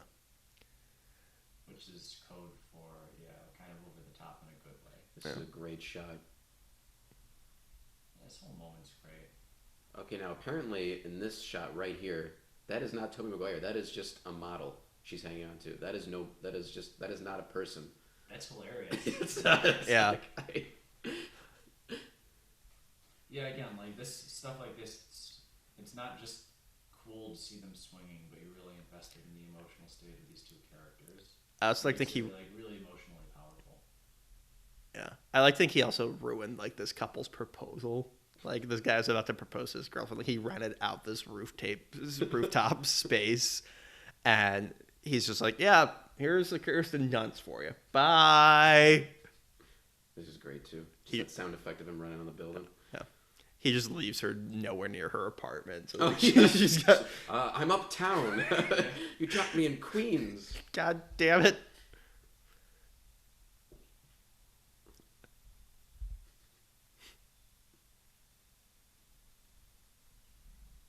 So used to like the weird hipster James Franco that it is a bit of a jolt to see like a really earnest, clean cut. You know? Spider-Man 3 is when you got to like the James Franco being James Franco, but in the first two movies he's Harry Osborn. Yeah, he's an actor playing Harry Osborn. Yeah.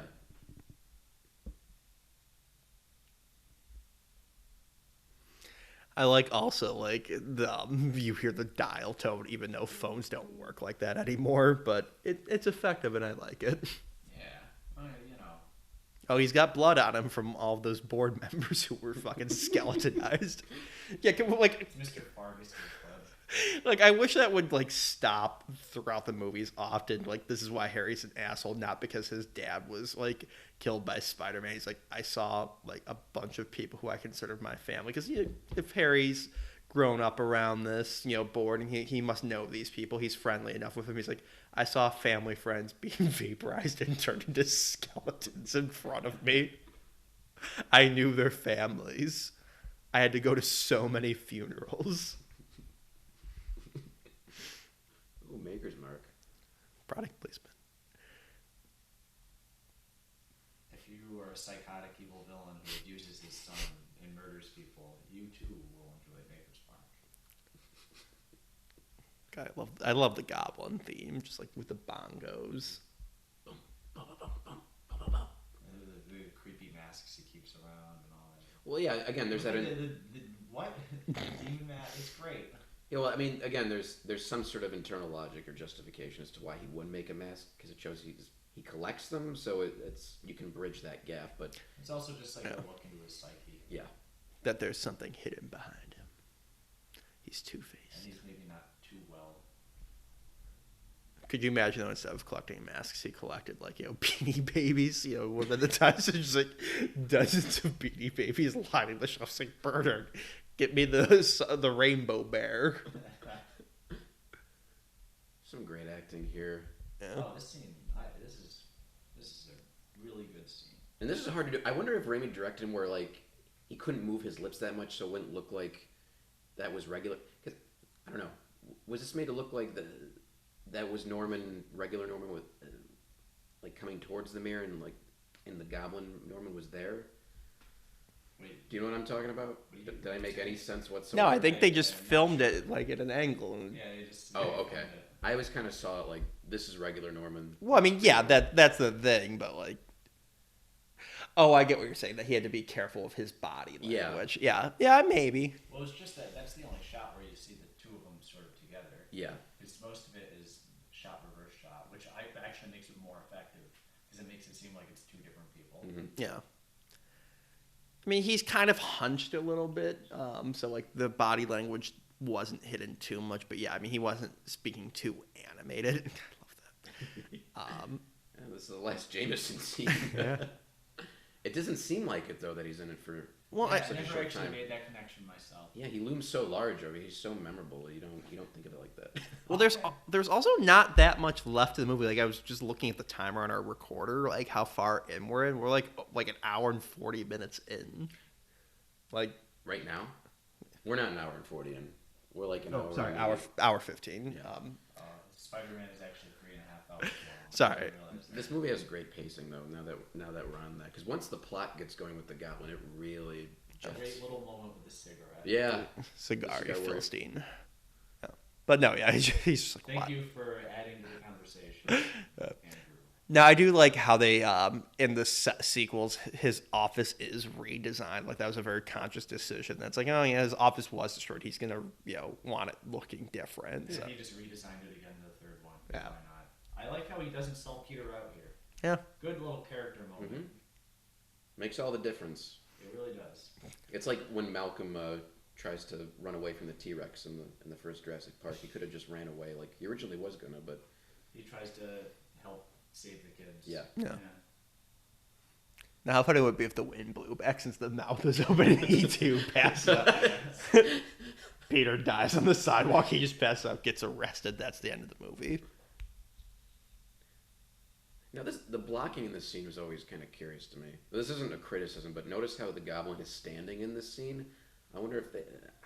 It always played a little jokey to me, like they're talking, like they're like he's acting like they're in the break room, like when he like leans up against him and just kind of like taps on the back of the head, like it's almost like he's a lot more casual. Well, that's the point. He's trying to appeal to him in a way, so he's trying to be his friend. I like this. I actually like this scene a lot. The thing that always stuck out to me is the costume is very restrictive on the two of them here. Yeah. Particularly the Green Goblin, because Spider-Man's very passive here. He's just sort of listening to the Green Goblin talk about his philosophy. But the Green Goblin, there's like a lot of emotion going on there, and you can see them trying to get that through with the eye holes and the mouth and everything. Yeah, it was a very wise decision to allow him to be able to emote a little bit. But it feels like the costume sort of is holding back some of the performance here. It's one of those things where I don't really criticize the costume that much as it was, what they had at the time and everything, but I actually kind of like the costume. Yeah. I do too. It's a little restrictive, but this is the scene where the restrictiveness stuck out to me. The rest of the movie, I think it works. But I think it's cool. I mean, it's a functional as like a glider armor outfit in a way, and then there's the Goblin aspect, but there's always like a part of me that kind of wishes that the Spider-Man mask, like he could move his jaw a little bit more as he was talking, just to have something going on. Well, and that's it. I think the eye thing in the new movies. I was about to say that. Yeah. Such a big thing that you can move the eyes. Yeah. Because that was always in the comics and the cartoons, but part of it was also they were restricted by, the fact this is the early 2000s. I just noticed at the bottom of the newspaper it said editor-in-chief. That's Jameson's last appearance. Yeah. But they were a little restricted by it, but I'm sure they could have gone a little bit more with it. But I think there was also just restraints on superhero movies in general. The studio might have been a little leery to put a shit ton of money behind designing the costume to make it perfect. So, but no, I agree. I always liked it. Multiple stories about why it ended up the way it did, because there was test costumes that were more accurate to the original comics and whatnot. I've heard a lot of different explanations and reasons. I even heard a rumor that it may have been a labor dispute. Really? Don't take my word on any of this. This is just rumors online, but it was a union thing between the makeup people and the costuming people that worked it. It's something I don't know. Yep. But whatever it is, we ended up with what we did. But that does sound something that would happen, though. I could see. Yeah. That's the level of incompetency that I'm just sort of I could see that happening in Hollywood. Yeah.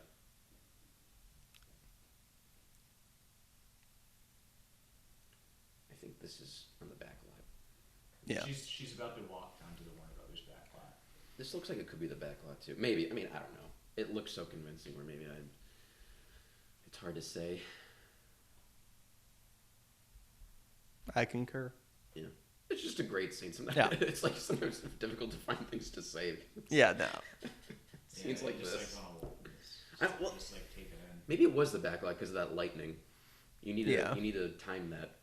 Oh yeah. Or someone just had the big, LED. well, the rain too. That you had to control the rain starting. Yeah. So maybe this was the back lot. I imagine, especially those shots. By the way, the most obvious burglars on the planet immediately 180 around. He takes his shoe off there. Yeah.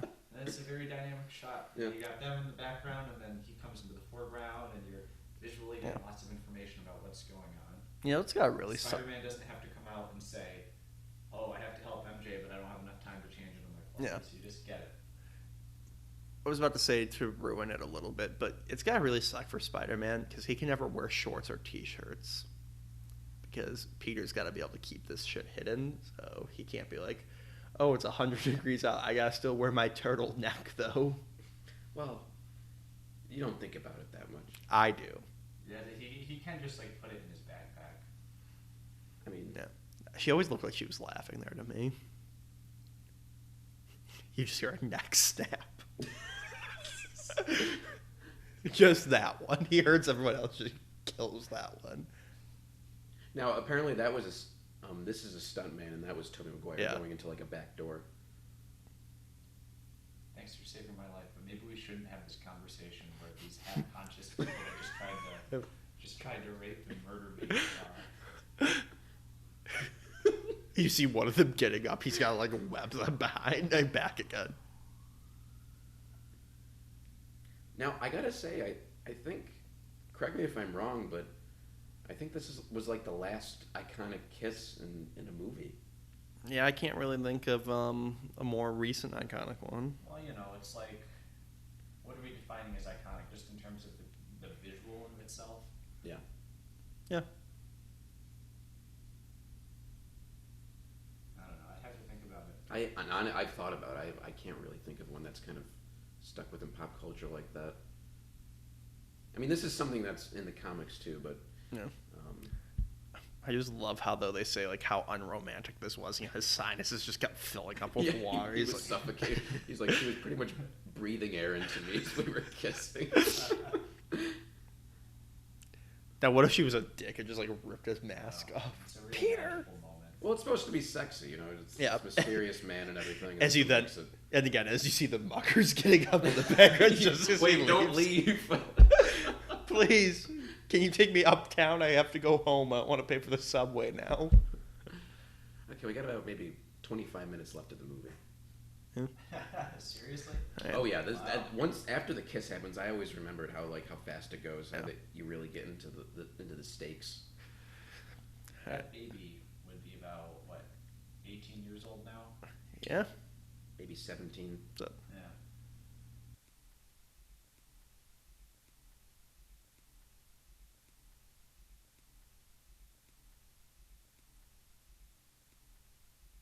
Anyway, in this scene, Spider-Man goes to save an old lady in a burning building.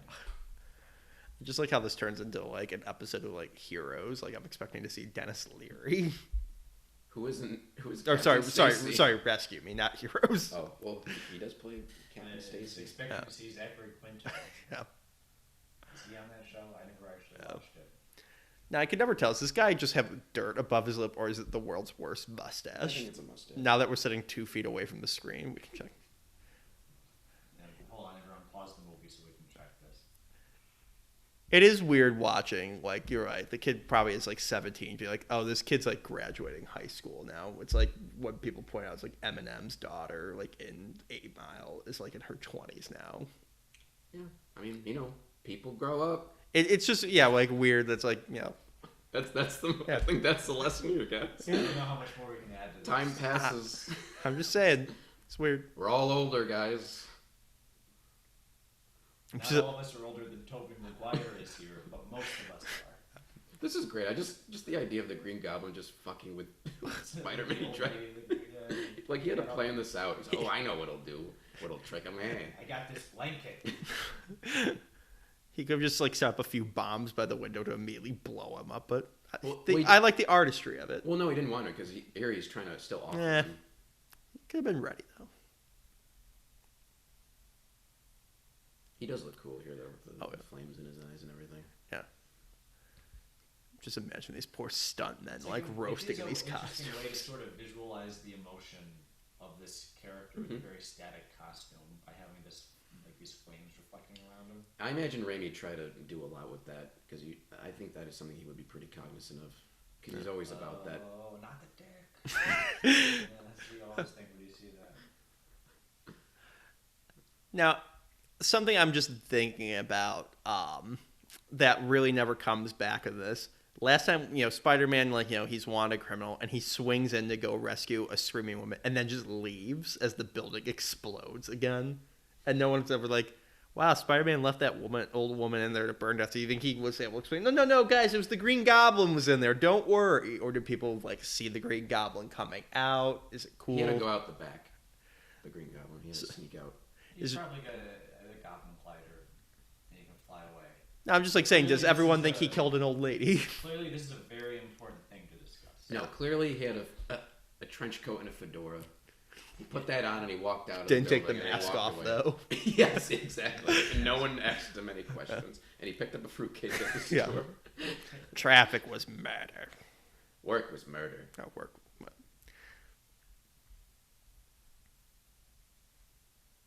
I also imagine this apartment was big just because they had to fit all the crew and cameras. That could just be a practical thing. Yeah. I don't know. It's like why dorm rooms and... Well, they were able to fit everyone in his shitty apartment in the sequels. Well, that was probably a set. Yeah. Although this is probably a set, too. Yeah, I was going to say, I think this is a set. I like that they think, oh, is he up there? Has he just been sitting up there for hours while we've been down here? Thanks for helping with the cooking. Aunt May's like, I will kick your ass, you little bastard. My husband just died, and now I have to deal with you shirking out from your chores and helping cooking the food. I should have been able to retire, but I had to raise your stupid ass after your parents died in a drunk driving accident. That's my headcanon. Side note, in Full House, the mom died from a drunk driver, but when I was a little kid and someone explained to me, I thought the mom was a drunk driver. It's like, oh God. Bob Saget had to go down to the morgue and go through a civil lawsuit as the other family sued him. Oh my God. Wow. Just like Spider-Man. Just a very creative scene. Oh yeah. Yeah, it's shot well. I love face up, back to face, but his face is different. There's a whole beat right there in that one shot. It's as if someone directed this movie, Jacob, and not a committee. Yeah. Wow. I'm also imagining, could you someone else is on their balcony downstairs who just looks up at Spider-Man above them, shh, and then has to kill them too. Spider-Man only kills people to keep his secret identity. Probably a Sony TV, I expect. Melvin? Would you do the honors? I think we all think of the scene when we sharpen our knives. What a delicious moment. He just stabs her in the stomach. He just snaps.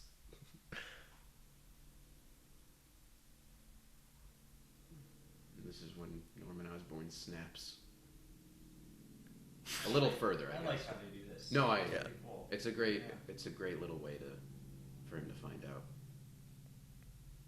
It's very classy, clever, and it doesn't need to, Not over the top, extrapolate yeah. too much. Mm-hmm. Not as good as an Amazing Spider-Man 2, where Harry Osborn finds out by just kind of looking at him and being like, Peter. Then he turns into a crack addict. He turns into Beavis and Butthead. Talking about the Amazing Spider-Man 2 Green Goblin, who is probably the best interpretation of this character. Yeah. Now, I'm sure the scene right here we've all experienced with our family members every Thanksgiving. Yeah. Oh, with your family members telling you to broom your girlfriends? It's weird. Even when I was single, they would tell me that. Yeah, no, it's... Now, she's wearing a wig here. Because in the next movie, she dyes her hair. Yeah. Well, it works. It's a good enough wig, but I also like the fact that she looks like a Hot Topic girl, which fits with the era. No one's hair is that naturally red. That's why Norman doesn't like her. It's that's totally not her real hair. I prefer the wig, but I get why they dyed it, because again, I think it goes back to the idea of just trying to make these people more human. Yeah. And kind of grounding them in it, and it's more to Kirsten Dunst. I bet it makes her more comfortable and everything. One, and his hair is a little red too. Like they dyed James Franco's hair too. They did, yeah, to match Willem Dafoe, I think a little bit. There's like the one shot when he comes into the hospital or whatever, and it's not dyed the same. Yeah, it's a lot darker. It's a lot darker. Oh yeah, you're right. I always just remember it being a lot more red, like for some reason, like his hair, like that his hair was almost like it had highlights. So okay, this is the scene that I was always curious about the blocking. So I remember reading like the junior novelization when I was a little kid of this movie and getting this scene, and I was like specifically thinking, oh, how are they going to do this? This sounds very dramatic and interesting. And it's the mask on the right side of this chair, just opposite him on the other side of the room. It works though. It is one of those things where I think when you write, you're like, oh shit, how the fuck do I do this? Like maybe him holding it in front of the fire or something like that. But it's on a chair. Well, it's a great visual way of just telling us how he's almost at the mercy of his psyche in a way. He's at the mercy of this chair that's like what is it, 4 feet high. Yeah. Now, can you imagine if Harry or Bernard came in and just saw it? It's like, wait, are you the Green Goblin? Bernard already knew. He just never spoke of it. Also, great to know that May Parker is a Catholic. It's a good detail. Yeah, and the lighting here. I'd like this, yeah.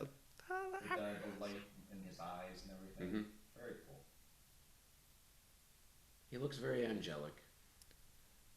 I remember that this actually helped me learn the Lord's Prayer growing up. I think it did for me too, actually. And then I shouted in church, "From evil," like Aunt May. And then the priest yelled at you. And everyone looked at me and said, "Is that from Spider-Man?" It's horrible yellow eyes. Oxygen in use. No smoking. Interesting. Quick, Was, what's the number of the room? 420. 69. 1776. The other sexiest number. Disappointed by every response there. I like that photo too in the corner there. It's just a nice little detail. Something that I guess the cast does in pre-production I like the one or of something. him with the Yankees cap, Uncle Ben. Yeah. I want that photo. If I could have, any movie prop from this film, it might be Uncle Ben with the Yankees cap. I hope that's Cliff Robertson's official picture on IMDb.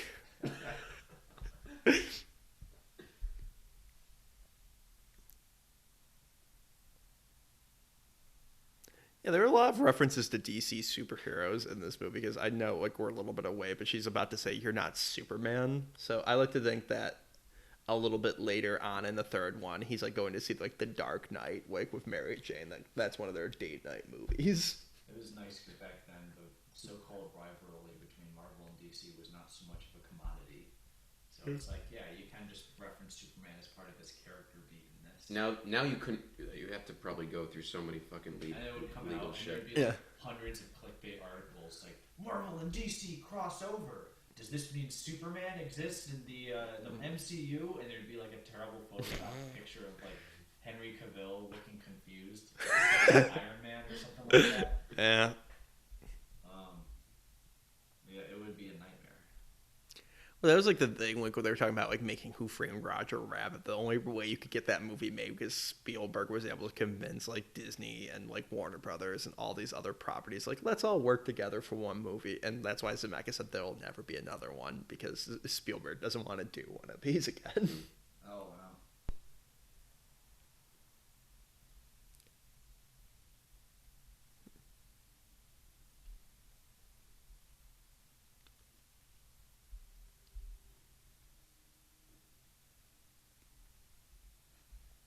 Saying really terrible things about you. I was really trying to defend her. He's just trying to set himself up so she doesn't fall in love with Spider-Man. She falls in love with him. That's the most illogical, counterproductive thing.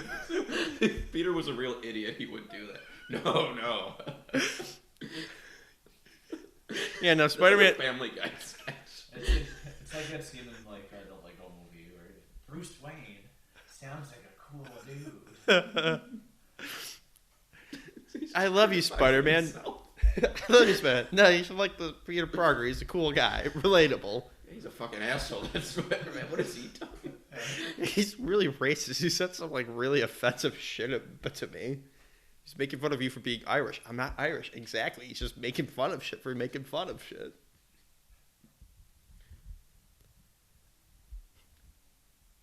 This dialogue is very real and earnest, but poetic at the same time, Yeah. which is very nice.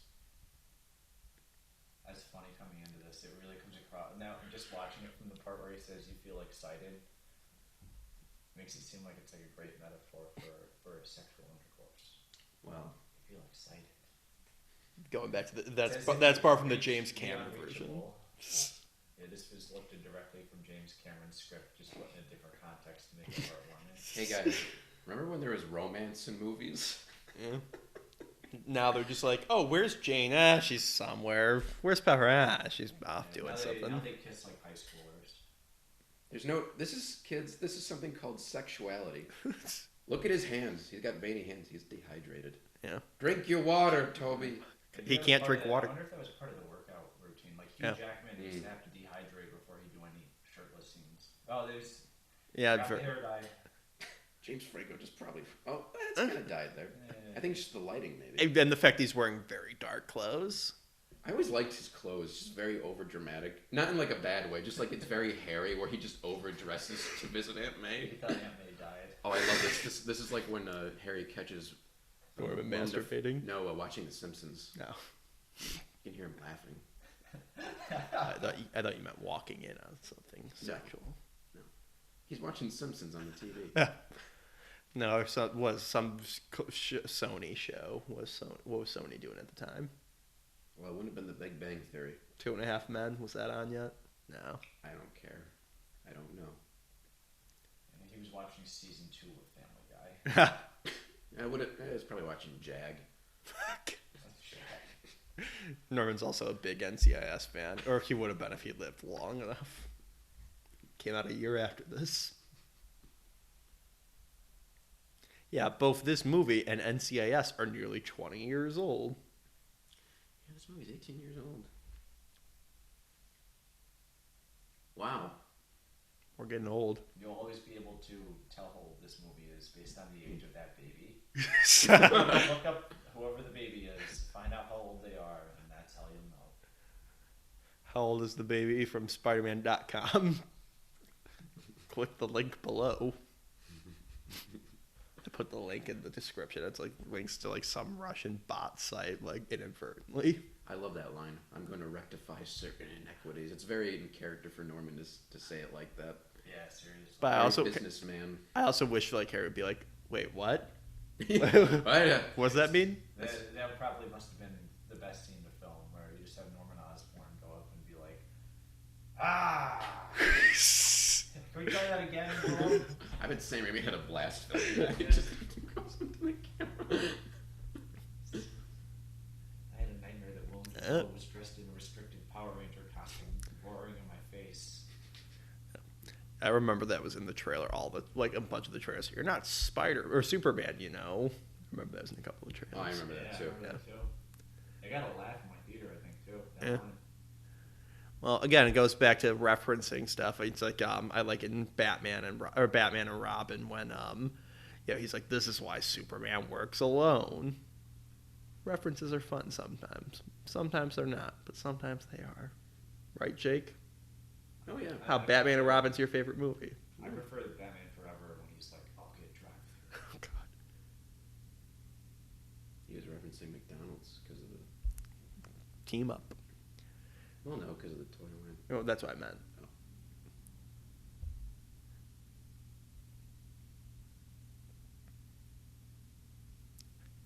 Talking about that dank weed, right? That's what they're meaning by Mary Jane. Yes. Though I'll be honest with you, Peter. Mary Jane's parents know they do not approve. They don't like us because we're Catholic. Now, kids, this is an antique called a payphone.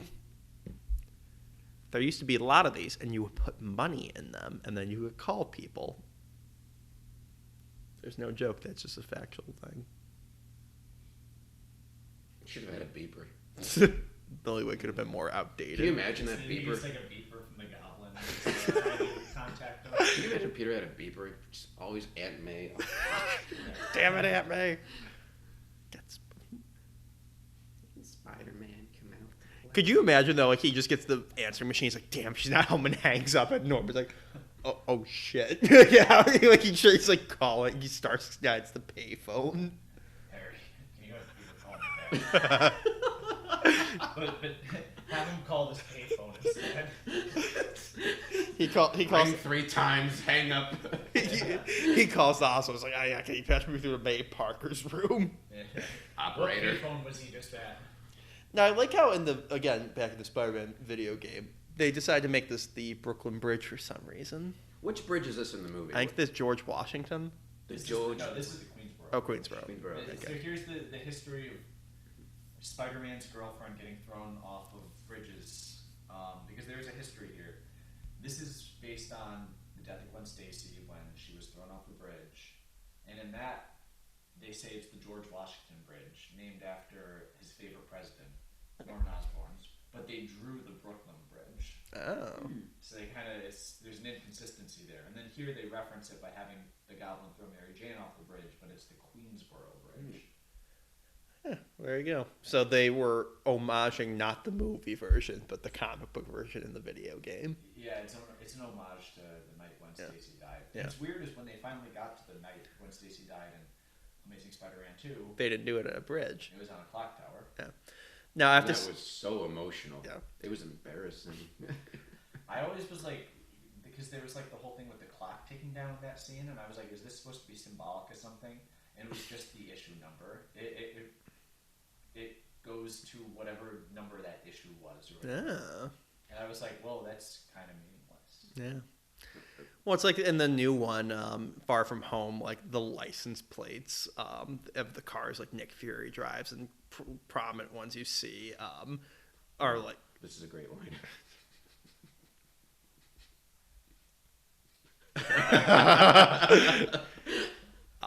But some of the license plate will spell out like Amazing Spider-Man, like 415, then it'll be like the first appearance of like a character that's similar to like the elementals that Mysterio uses. But yeah, because it's I remember that boat goes by and it has the number that Hydro Man first appeared in, the issue number.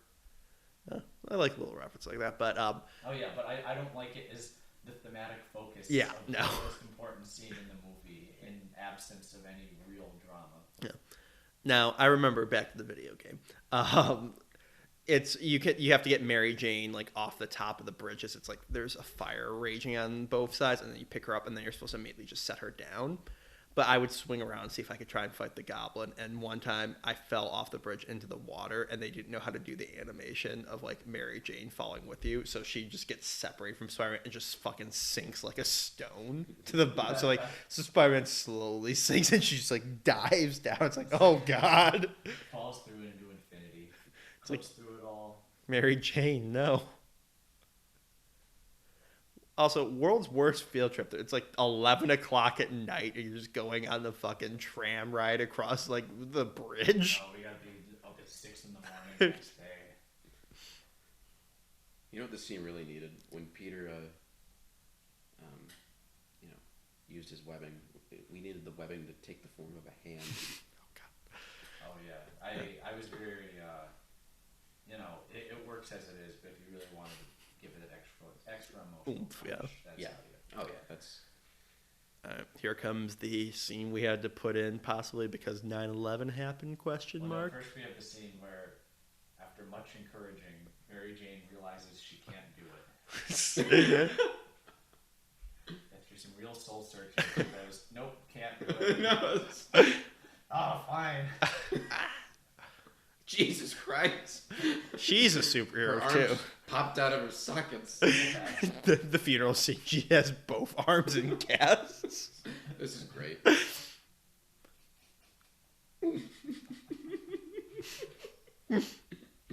God, poor girl. And now all of her fingers are separated from her hand as well. I like those guys. Yeah. They're not gonna make it, guys. Yeah. We're gonna make it. He always looked a little like Jim Henson to me for some reason. It's Jim Henson and Frank guys. Yeah. She's not gonna make it. I don't know, Bert. I think she's gonna make it. I've always wondered, because people always do say, "Oh, this was in response to 9/11." Like, do we know for a fact this was added in, or was this because it works even without 9/11 happening? Like the city getting behind Spider-Man. That's the thing. This never felt out of place to me. Yeah. It feels like a culmination of the whole. Eventually, they will hate you. Yeah. Subplot. Because that's the thing, I always hear people saying, "Oh, it's just 9/11 happened," but it's like I've never heard definitive proof. That's just people just on the internet saying that. I think that's an overly cynical interpretation Yeah. there. It does work within the narrative. Yeah. I have heard it was added post 9/11 to show a moment of unity, but it doesn't feel forced to me. Oh, this seems great. Also, really, there'd be like 100 homeless people like in this giant abandoned structure. He just lands on all these needles. Oh, That's the real danger here, Peter. Watch out for the needles. Yeah. you can see the skeleton pop up. You see like it's dark, but it goes off. You just see like 30 skeletons in the background. And this is a great scene. You rarely see final fights like this. Oh yeah. It's crazy how intense it gets. Down and dirty, just really great. Just really look at this. Like no CGI, just two guys slugging it out, beating the shit out of each other. Well, not two guys, really. Just one guy getting the shit kicked out of himself. You think about, I really like the new Spider-Man movies. The new one ends with like the world at stake and these like this giant battle in London, and this is just two guys like fighting in a warehouse, and it is just as, if not more, emotional Yeah. than that. It doesn't need to be that big. It's more emotional. You get what I'm saying. Yeah. Yeah, well, I just he gets really hurt. Like Peter has to invent a story to like Aunt May and other people. Like, oh yeah, I got mugged. Like the next probably day. that's what it would be. Well, it's like that scene where he pulls out like the pitchfork and everything. That is so much more powerful than like just a big generic superhero climax. Yeah. Would have been. A beam of light in the sky. Yeah, he's like the Goblin's gonna shoot his portal into the sky. Yeah, it's just about the culmination of these two guys' relationships, and Now I would have loved like when he picks up his like foot like from like where he stepped on his wrist, like his wrist is now stuck to his like shoe. He's like, God damn it, the webbing, and like he just got to like scrape his foot off like a bug on him. Don't web. That is the like line. that. Where did he get that? Yeah, it's so cool. Why have we never saw that, and why was it not in the video game? Oh. Yeah, it's like Willem Dafoe's eyes are like on fire here. Yeah. No, I like this little spin. And Look at this he camera work. Kills him here. Oh, That's jeez. what you get. He didn't know that wouldn't kill him. He didn't know it was Norman yet, guys. See Oh. a bunch of homeless people scatter in the background. He's like, this is not how I planned my day to go. Now you may ask yourself, how did I end up here? Well, let me explain. Yeah. It's told from the Goblin's perspective. this is how the movie starts. Live hard, love hard, get punched in the face by Tobey Maguire. Peter, stop! It's me!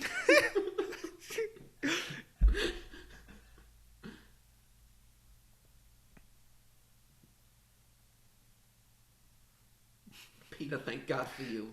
I also wish it would have been more realistic when he's punching him in the like hard metal mask. Like Peter's like, ah, fuck, just like really hurting his fists. This is great. How kind of pathetic and everything he plays it, but he's distracting him. Yeah. You know he's totally gone now. Until the very end. Yeah.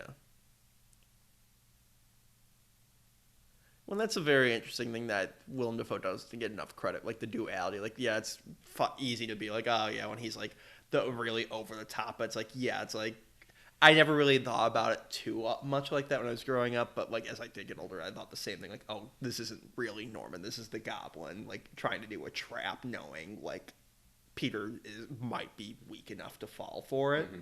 Well, you know, And it's like it's like a very clever thing. No, I think it's a very, like, it's not subtle at a lot of times in his performance, like most Willem Dafoe performances, but he does have subtle, and then, you know, this is a nice moment as well. Too bad we can't hear the score. Godspeed, Spider-Man. I want that etched on my tombstone. This is a great little moment. Oh.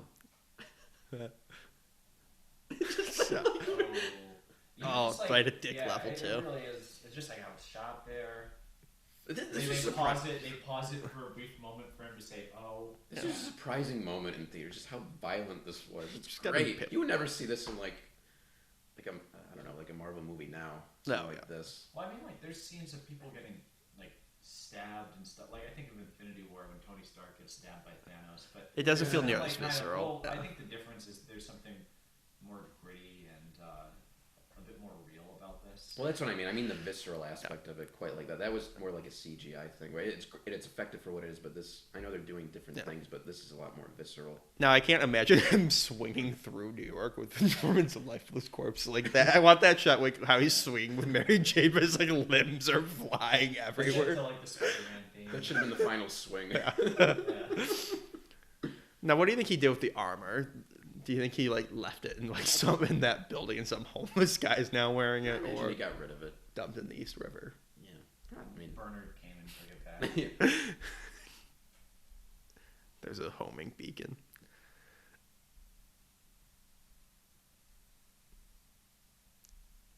just great setup here. I remember seeing this in theaters and like, oh my god, they're setting up the Green Goblin revenge. Yeah, I remember we were talking about that when we walked out from the theater. Yeah.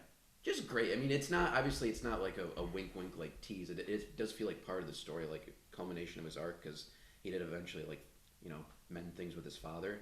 So it's more of kind of an extension of that, but also it is a great reference to the comics, and it is a continued through line to the next movies. Well, it's a culmination of Peter and Harry's story here, where there's the tragic irony that Spider-Man has just brought more pain to both these people. Yeah. Yeah. I remember, walking out, I think my mom was like, "Oh, maybe the next one, Harry will come back for revenge." And when I was a kid, I was like, "They should do Venom in the next one." Venom and Carnage. Now The music's great here. I love the theme sort of kicks in with the strings, and then the narration comes back. This is just terrific, guys. Now I like Aunt May and MJ talking to the priest in the background. Like, what are they talking about? No. We're concerned about Peter's life. He got the shit kicked out of him like a couple days ago. We noticed, not to rain your funeral here, but rain on your funeral. Oh, there's a lot of DNA evidence in that warehouse that seems to match up with Norman Osborn. It seems like there's like a glider shape. We found a glider that has his DNA. I imagine the police would have investigated that after the bridge. They would have followed the trail. It was like right next door, and they went there like, well. Now, wow, Norman Osborn was the Green Goblin. All he did was build all his equipment, but who would have thought? I don't know. That's a stupid tangent. It doesn't matter. Never thought about it like that, but yeah. Well, I'd like again, going back to the video game, the only thing I know about this movie, I've never seen the movie, just played the game. When you play as Harry, I thought we were doing a commentary track of the video game. I had all the secrets and tips unlocked. But when you in the game mode, you can play as Harry Osborn as the Goblin. Like they got like another voice actor, and it's like a really cool skin. But that's the thing. He's like, I'm investigating who killed my father. How did he die? And it's like, yeah, that could have like, is this an unsolved murder in this world? Well, here we go. It's the great culmination of this arc. It's like it doesn't end the way you expect it to, but it ends the way it needs. Yeah, exactly. Yeah. And then the next movie undoes it.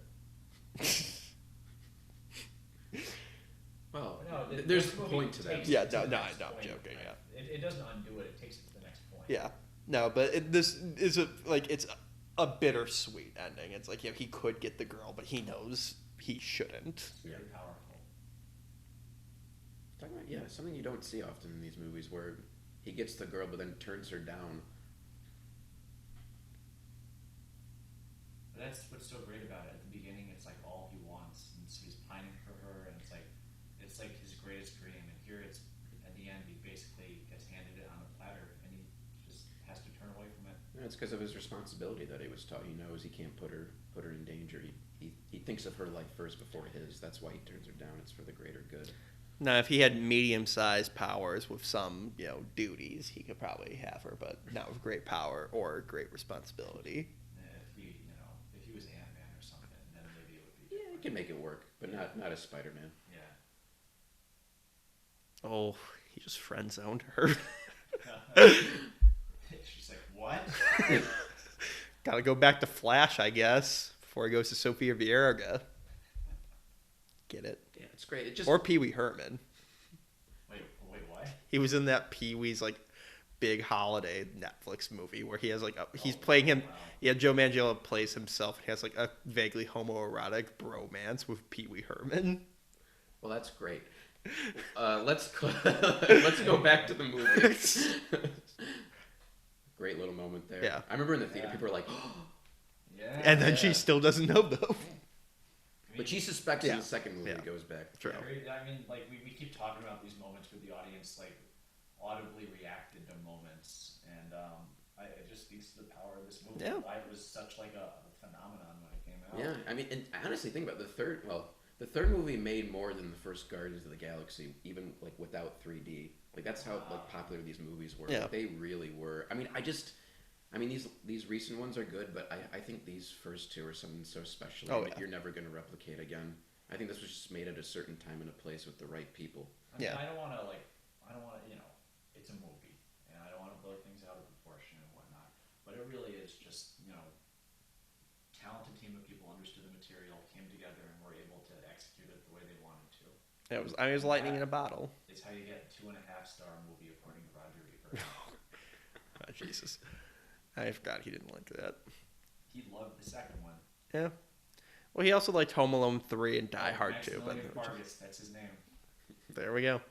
All right. And now we're going over the greatest song of all time. I still fucking love this song. I have it on my iPod. I listen to it sometimes still.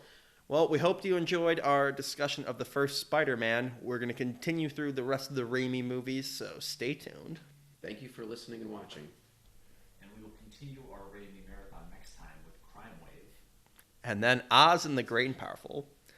Thank you and good night.